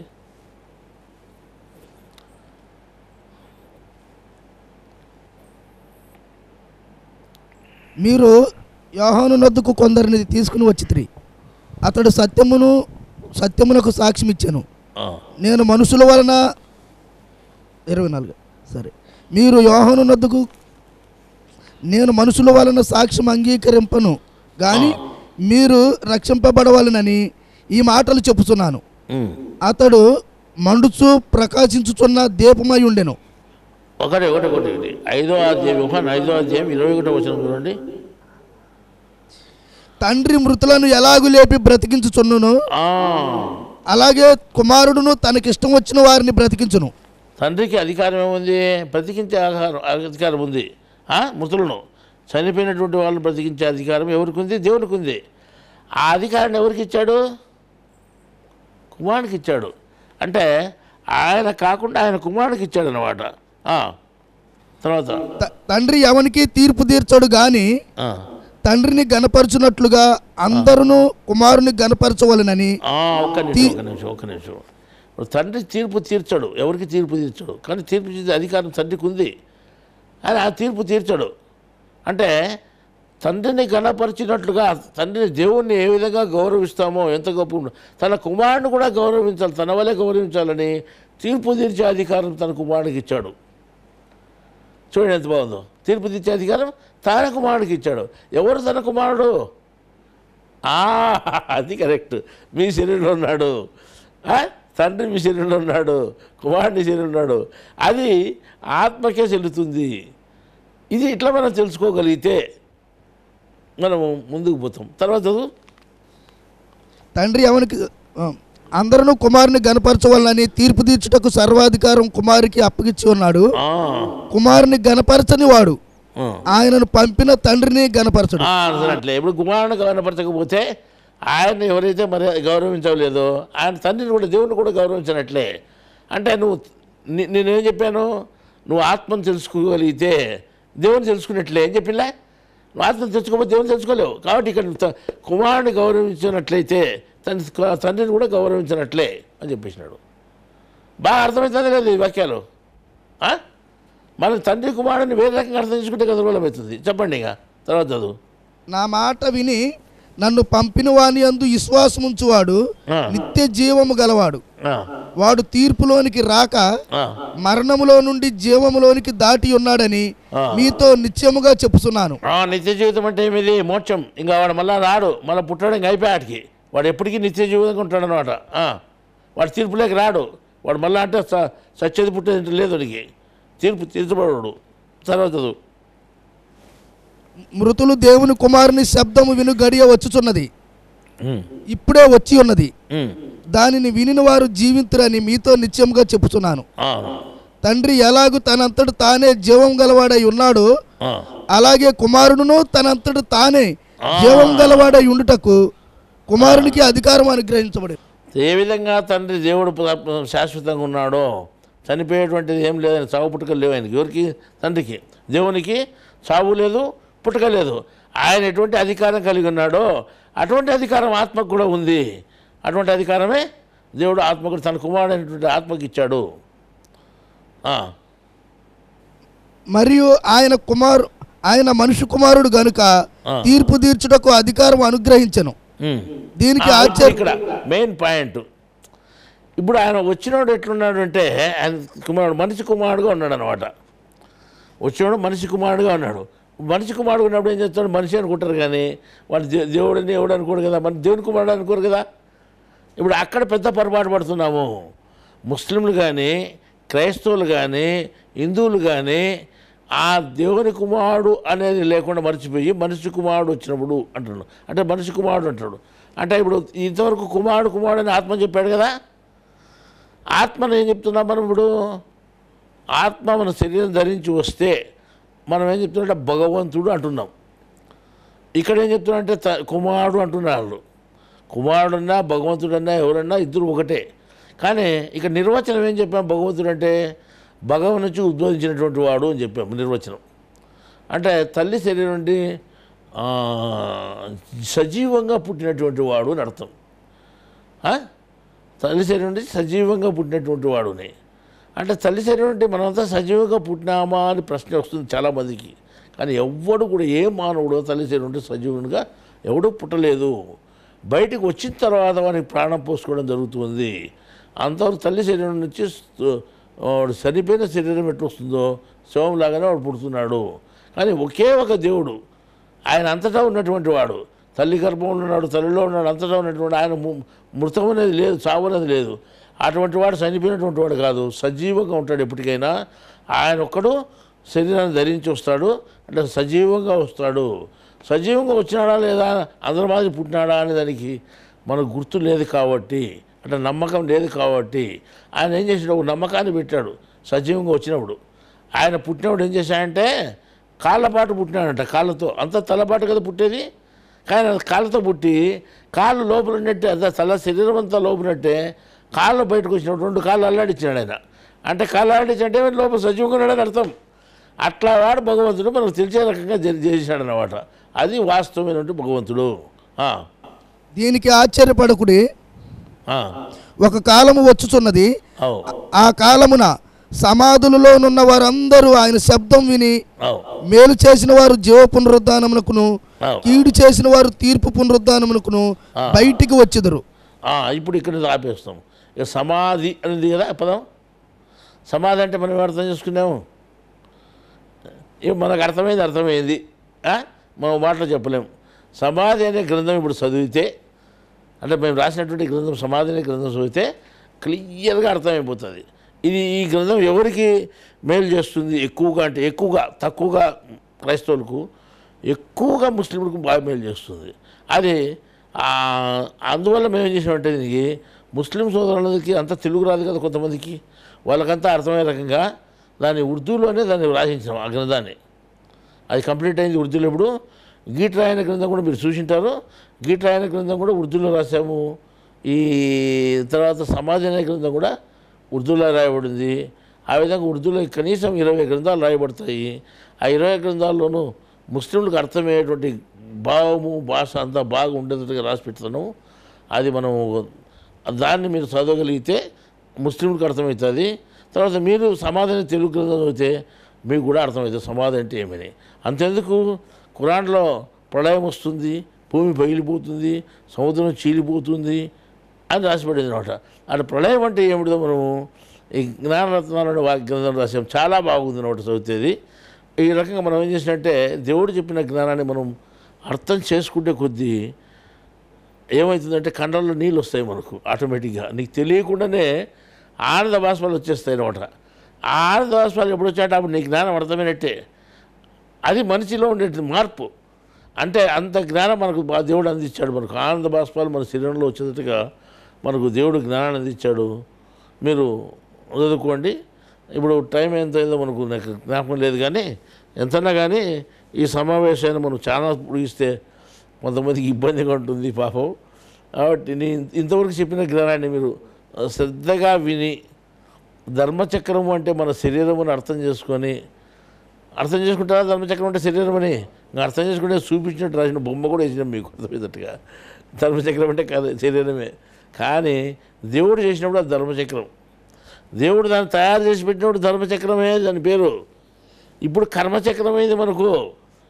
మనం అజ్ఞానంలో పడిపోయి మనం కర్మచక్రాన్ని పేరు పెట్టుకున్నాం. మనం దేవుడు ధర్మచక్రాన్ని తయారు చేస్తే మనం కర్మచక్రంగా తయారైపోయినాం. మనం ఇప్పుడు కర్మ నుండి బయటపడితే నువ్వు ధర్మచక్రాన్ని అవుతావు.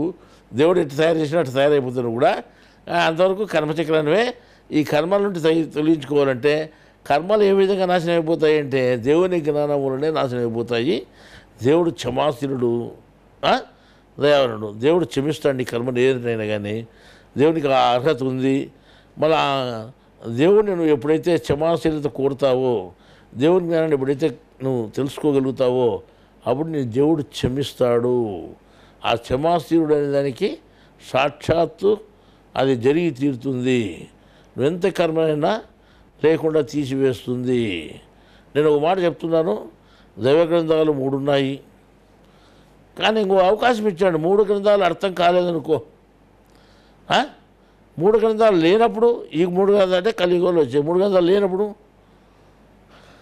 అప్పుడు ఎట్లా మనకు జ్ఞానం, అప్పుడంతా జ్ఞానం అర్థం కాలేదా అని అంటే ఇప్పుడు అర్థమై ఉంటుంది. అప్పుడు కూడా ఏదో రకంగా దేవుడు మనకు జ్ఞానం అందించినాడు. కానీ ఇప్పుడు మనకి ఇది వాస్తవమైన జ్ఞానం అని నమ్మాలి అని ఎట్లా అని మీరు ప్రశ్న వేయచ్చు. నాకు మీరే కాదు చాలామందికి అనుమానం రావచ్చు. ఈయన ఏం చెప్తున్నాడంటే నువ్వు మనసు చూడలేదు, బుద్ధి చూడలేదు, చిత్తము చూడలేదు, అహము చూడలేదు, జీవాత్మను అంతకు చూడలేదు, మనసును చూడలేదు ఇక దేవుని ఏం చూస్తావు, నువ్వు బుద్ధిని చూడలేదు దేవుడు ఏం చూస్తావు, నేను నువ్వు చూడలేనప్పుడు దేవుని ఏం చూస్తావు అని చెప్పినాడు. మా ఆయన చెప్తాడు నేను అందరినీ చూసినప్పుడు ఉంటున్నాడు, ఇదే విచిత్రము అని మీరు అనుకోవచ్చు. అంటే నేను చెప్పిన సత్యమే కాదా అని మీకు అనుమానం రావచ్చు. నేను చెప్పిన సత్యమైతే నా మాటల్లో శక్తి ఉంటుంది, లేకపోతే శక్తి ఉండదు. నా మాటల్లో కానీ నేను రాసిన గ్రంథంలో కూడా శక్తి ఉంటుంది. మీరు నేను రాసిన గ్రంథంలో శక్తి ఉండాలి లేదని తెలుసుకునేదానికి మీరు ప్రత్యక్షంగా అది కనిపిస్తుంది. ఏ సైంటిస్ట్ అయినా కానీ ఏ హేతువాదిని తీసుకొచ్చి నువ్వు చూపిస్తే దానికి జవాబు చెప్పలేడు మనిషి. ఒక మనిషికి ఒక గ్రంథం తగులుకుంటుంది, కరుచుకుంటుంది అయస్కాంతం లేకంటే ఎక్కడైనా జరిగే ప్రక్రియ అది ప్రపంచంలో ఎక్కడ జరగదు. మీరు ఇంకా చూడాలంటే ఆడవాళ్ళు ముఖ్యంగా ఓ వీడియో చూడండి, ఒక ఆమె దగ్గర ఉంది, నేను చూశాను పొద్దున, వాళ్ళు చూపించాను నాకు. గ్రంథము ఇక్కడ పట్టుకుంది అనమాట ఒక ఆమెను, అది తగులుకుంది. ఇక్కడ తగులుకుంటే ఆ భర్త వచ్చి పెరుకుతున్నాడు వేసి 2 చేతులు ఇచ్చి, ఆ పండుకుంటే ఇక్కడ నొప్పి వచ్చింటే ఇక్కడ దొమ్మల మీద ఎద మీద నొప్పి వచ్చింటే భగవద్గీత గ్రంథం పెట్టారు. భగవద్గీత గ్రంథం పెడితే భగవద్గీత కాదు, అంతిమ ఖురాన్ గ్రంథం పోసి అదే ఉంటుంది దాంట్లో ఫోటో. మళ్ళీ ఏ గ్రంథమైనా ఒకటి ఇక్కడ అన్ని గ్రంథాలు సమానంగా అని చెప్పారు కదా, దేవుని గ్రంథాలన్నీ పెట్టుకుంటే అది గట్టికి పట్టుకుంది శరీరాన్ని పెట్టుకొని దాంట్లో కర్మనంతా కాల్చి వేస్తూ ఉంది అనమాట. ఈ భర్తకు అర్థం కాకుండా ఏమిది ఇంత గట్టి కరుచుకుంది, ఆయన పెరికినాడు అనమాట. ఇట్లా అది ఇక్కడ నుంచి ఇక్కడ పైకి పోతా ఉంది, జరిగిపోతా ఉంది పైకి. ఇది ఆ నొప్పి జరిగిపోతే గ్రంథం జరిగిపోతూ ఉంది. గ్రంథం జరిగిపోతే ఇదేం ప్రాణం వచ్చిందని పోతుంది అని అర్థం కాక ఏం చేసాడంటే ఆయన గట్టికి పెరిగినాడు. ఇట్లా పెరిగితే 2 చేతుల్లో పెరిగితే రాలేదు, ఇంకా గట్టికి పెరిగినాడు. పెడితే అక్కడి నుంచి ఒక బెత్తడి కిందికి వచ్చింది. ఇట్లా కిందికి వచ్చి చేయి జారిపోయింది. జారిపోతే సింగ పోయినట్టు మళ్ళీ పైకి పోయింది. అది మీరు వాళ్ళు ఫోటో తీసినారు, వీడియో తీసినారు, 4-5 తూర్లు గీస్తే మళ్ళీ ఇరికిపోయింది. అది పైకి పోయింది, పోయి లాస్ట్ గడ్డలు తగులుకుంది పోయేది, అక్కడ పోయి ఆగిపోయింది. అది కావాల్సి మీరు ఆడవాళ్ళు ఉన్నారు కదా చాలామంది, మీ మధ్యలో బూలొచ్చి ఉన్న గాయ కూర్చుంది, విశాఖపట్నం అగన్పూడి దగ్గర నుంచి వచ్చినావా, చేస్తావు తిన్ను బూలొచ్చి చేయొత్తు రెండో అక్కడ ఉండవు చేత్తు చేయొచ్చింది ఆమె చూడండి. ఆమె దగ్గర దాంట్లో ఫోన్లో వీడియో ఉంది, మీరు చూడొచ్చు అది ఎట్లుండదో. అంటే ఆ గ్రంథం ఎట్లా ఇగ్గుతా అంటే అది ఎనికి ఎట్లా పోయింది, లాస్ట్ పైకి ఎట్లా పోయింది, గడ్డానికి వరకు ఎట్లా తగులుకుంది అది. అంటే ఆమె బాధను ఎట్లా తీసేసింది ఇది. అంటే ఇవన్నీ కొత్త అద్భుతమైనటువంటి శక్తులు. ఇవన్నీ మీ జ్ఞానం తెలియజేసినానికి దేవుడు ఈ రకంగా చేశాడు. దేవుడు ఆ రకంగా శక్తి నింపి ఆ రకంగా తెలియజేశాడు. అంటే మీరు విశ్వసించి ఈ జ్ఞానం తెలుసుకోండి. అన్ని మతాల వాళ్ళు దీంట్లో జ్ఞానశక్తి ఉంది నిరూపించడానికోసమే ఆ రకంగా చేశాడు అనుకుంటాను నేను. మీరు కావాల్సింటే ముఖ్యంగా ఆడవాళ్ళు ఆమె ఫోటో వీడియోలో చూడొచ్చు. సరే, మనం రేపు నెల మళ్ళీ కలుస్తాము. అప్పుడు కావాల్సింటే ఇంకో విషయాన్ని మనం చర్చించుకుందాము. ఎప్పుడు చేసినా కానీ మన జ్ఞానాన్ని మనం మాట్లాడుకుంటాము. మతాల గురించి మాట్లాడము, తర్వాత దేవతల గురించి మాట్లాడము. వాళ్ళ పీడ మనకు అసలు లేదు. మనం అంతా స్వచ్ఛంగా వాళ్ళ పీడ లేకుండా కడుక్కొని దేవుని యువతలకు వచ్చి అసలే దేవుని ఆరాధిస్తున్నాం మనం. కాబట్టి మనం భయపడాల్సిన పని లేదు, ఏ దేవాలయానికి పోవాల్సిన పని లేదు, ఏ ఖర్చులు పెట్టుకోవాల్సిన పని లేదు. మనం వస్తే ఇదే ఖర్చు, మన ఇంటికి వచ్చి జ్ఞానం తెలుసుకునే ఖర్చు తప్ప ఇంకోటి ఏం లేదు మనకు ఏ పండుగలు కూడా మనం చేయము, అంతే కదా. మనం ఒకే ఒక కృష్ణుని ఆరాధిస్తాము, అది గౌరవిస్తాం, ఆరాధించేది కాదు గౌరవిస్తాము. అంటే ప్రతిమ విగ్రహాన్ని చదివినప్పుడు మాత్రమే దాని విలువ తెలుస్తుంది, అంతవరకు తెలియదు. చాలామంది ముస్లింలు కృష్ణాష్టమిలో పాల్గొన్నారు గుత్తిలో. అక్కడ చూసిన ఆ గుత్తిలో ముస్లింలు పాల్గొని చూసి విచిత్రంగా అనిపించింది చాలా ముస్లింలకు, మిగతా ముస్లింలకు. వాళ్ళు తెలియదు కాబట్టి ఏం వీళ్ళ పాల్గొన్నారు, ముస్లింలు వచ్చి పాల్గొన్నారు. అసలు గడ్డాలు పెట్టుకున్నారు, టోపీలు పెట్టుకున్నారు. మళ్ళీ ఏరియాని మన అల్లాని తప్ప ఏరియా వాళ్ళని ఆరాధించకూడదు కదా, కృష్ణుని ఊరేగింపులోకి వచ్చినారు అంటే వాళ్ళు కృష్ణుడు అంటే ఏమో అర్థమైంది. ఇదే కాకుండా వేరే విదేశాల్లో కూడా కృష్ణుని గురించి వాళ్ళు గొప్పగా తెలుసుకున్నారు. మనకు కృష్ణుడు అనేది ఏమి కాదు కానీ దేవుడు పంపిన దూత అని మనం చెప్పుకున్నాం కదా. 15వ సూరాలో 29, 30, 31 వాక్యాల్లో చెప్పుకున్నటువంటి విషయం అక్కడ మనకు వస్తుంది. ఆ విషయాన్ని ప్రకారం మనం ముందుకు పోయినాము, దాన్ని ఆరాధన చేసుకుని ముందుకు పోయినాము. ఆ విషయాన్ని పట్టుకొని మనం ముందుకు వినట్టు, ఆధారం చేసుకుని ముందుకు వినట్టు. ఇప్పుడు ఇక్కడ ఈ 5వ సూర 2వ ఆయత్తు ప్రకారము అంటే దేవుని చిహ్నము అనేటువంటిది 22వ సూర 32 ఆయత్తులో ఉండే దేవుని చిహ్నాన్ని గౌరవించాలనే విషయాన్ని మనం తీసుకొని అదే బైబిల్ గ్రంథంలోకి పోయి, ఇంజిల్ గ్రంథంలోకి పోయి, ఆ ప్రకటన గ్రంథంలో ఆ చివరిలో 9వ అధ్యాయం 4వ వచనంలో మనం చూస్తే దేవుని ముద్రలు ధరింపనటువంటి వాళ్ళని హింసించండి అని దేవుడు ఆజ్ఞ వేశాడు.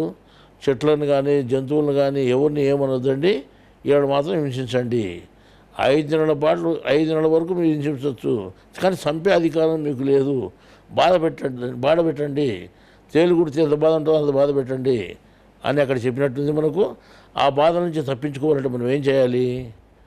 దేవుని జ్ఞానాన్ని ఆశ్రయించాలి. చాలామంది ఈరోజు రోగాలు ఉన్నవాళ్ళు ఇక్కడికి వస్తున్నారు. వాళ్ళు వచ్చి స్వామితో మేము చెప్పుకుంటామంటే స్వామి లేడు అని చెప్పేస్తున్నారు. అంటే ఏం లేడయా, మీరంతా స్వామి దగ్గరికి పోయి మాట్లాడుతారంటే మేము ఎవ్వరూ స్వామిని చూడలేదు, స్వామిని ఆ గోడ మీద బొంబాయి మాట్లాడుతాడు అంతే, స్వామి లేడు అని చెప్పాడు. మళ్ళీ మాకు పరిష్కారం ఎట్లా, మాకు రోగాలు వచ్చాయంటే ఆడ కృష్ణుడి గుడి ఉంది, ఆ గుడి దగ్గర పోండి, ఆడ ఒక సమాధి ఉంది, ఆ సమాధిలో ఉన్నాడు స్వామి, ఆడ మొక్కపోండి, మీకు పోతే ఆ సమాధి కాడ కూర్చోపోండి అని చెప్పారు అనమాట. వాటికి పోతున్నాయి రోగాలు. మేము కూడా అదే చెప్తాం, మేము ఇక్కడ లేము అక్కడ ఉన్నాం అని చెప్తున్నాం. మేము ఇక్కడ లేము అక్కడ ఉన్నాం. నేను భౌతికంగా చూడొద్దండి, నేను భౌతికంగా లేను, భౌతికంగా నేను కనిపించేవాడిని అని మీరు అనుకుంటే పెద్ద పొరపాటు. కాబట్టి నేను మీకు కనిపించుకోకుండానే ఉన్నాము, సాధ్యమైనంత వరకు కనిపించకూడదు అనుకుంటున్నాను. మీరు మమ్మల్ని చూడాలని మీరు కూడా అనుకోవద్దండి. చూడకుండా ఉంటే జ్ఞానం మీకు ఎక్కువ లభ్యమవుతుంది, చూస్తే తక్కువ లభ్యమవుతుంది. ఎందుకంటే ఒక ఆయన ఎప్పుడో జ్ఞానం దేవుని మనం గురువు చూడాలా ఆయన బుక్కులు రాసిన ఆయన చూడాలా, బుక్కులు చాలా బాగా రాశాడు. ఒక ఆయన వచ్చాడు, పాప చాలా ఆతృతగా వచ్చాడు ఇక్కడికి. వచ్చి నేను ఎందుకు మీకు దర్శనం ఏం లేదు అంటే, లేదు దర్శనం కావాలని బొండి పొట్టు పుట్టాడు. సరే అయినా వచ్చి పిలిచగా చూపించారు అనమాట. ఏమి విషయం అంటే, మేము దర్శనం కోసం వచ్చామంటే, సరే ఏముంది మా దగ్గర, మీ మీద నేను మంచిదే కదా అని చెప్పి పంపించినాం. ఆయనకు అనుమానం వచ్చింది, అందుకు ఈయన బుక్కులు రాసినాడు ఆయన అని. అంటే మనిషిని చూసి అంతకుముందు జ్ఞానం అంటే గొప్ప జ్ఞాని అది ఇది అనుకున్నాడు నన్ను చూసి, అంటే ఫోటో చూసి. మంచిని చూసినాక ఈయనకే జ్ఞానం ఉంది, ఈనాడు రాసింటాడు, ఏదో మనం పొరపాటు కొన్నాం లేను అనుకున్నాడు అనమాట. అట్లా ఉండి జ్ఞానం పోతుంది నేను చూస్తే, చూడకుండా ఉంటే మీకు జ్ఞానం ఎక్కుతుంది, చూస్తే ఉండేది కూడా పోతుంది. ఎందుకంటే అందువల్ల నేను చూడాలి చెప్పండి లేదు. మీకు కాదు జ్ఞానం కదా, అది దేవుని జ్ఞానము, ఒరిజినల్ దేవుని జ్ఞానం అందిస్తాం మీకు. మీరు ఎంత కావాలో కూడా అది దొరుకుతుంది మీకు. మీరు ప్రతి నెల రావండి. ఇంకా చాలామంది క్రైస్తవులు ఉన్నారు, మిగతా క్రైస్తవులు కూడా చెప్పండి, అక్కడికి వస్తే మనకు జ్ఞానం తెలుస్తుంది, బైబిల్ విషయాలు తెలుస్తాయి. అసలు మీకు రాయబోతున్నాక యోహాను సువార్త రాయబోతున్నాం, చాలా అద్భుతంగా ఉంటుంది. అది మీరు ఎంత చదివితే అంత గొప్పగా ఉంటుంది. తర్వాత ఇప్పుడు ఖురాన్ జ్ఞాన వాక్యాలు రాసాం, కొన్ని వాక్యాలు మాత్రం రాసాం, 250 వాక్యాలు. ఇప్పుడు రాసే రెండో గ్రంథం ఉంది ఖురాన్, రెండో భాగము. అది చాలా అద్భుతంగా ఉంటుంది, 700 పేజీలు వస్తుంది మీకు, చాలా అద్భుతంగా ఉంటుంది మీకు. ఇంకా అంతకంటే మేము ఎక్కువ రాయలేము. మీకు అంత గొప్పగా ఉండాలంటే మీరు చాలా అదృష్టవంతులు, మీరు జ్ఞానం తెలుసుకునేదానికి.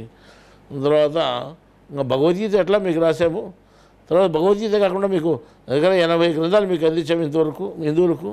ఇంకా అంతకంటే జ్ఞానం ఏముంది? ఎక్కడైనా ప్రపంచంలో చూడండి, పెద్ద పెద్ద స్వామీజీని పేరు పెట్టుకునేవాళ్ళు, పెద్ద పెద్ద పీఠాధిపతులు, చాలా గొప్ప గొప్ప స్వామీజీని పేరు పొందిన వాళ్ళు కనపచ్చేవాళ్ళు, వినపచ్చేవాళ్ళు, ఎక్కడ చూసిన ఊరేగింపులు కూడా వాళ్ళే ఉంటారు. మాకు ఊరేగింపులు లేవు, ఏమీ లేవు, పూలదండలు లేవు, ఇంకోటి లేదు, ఏమి లేదు, మేము మడసంగా బతుకుంటే సారని మేము ఉన్నాము.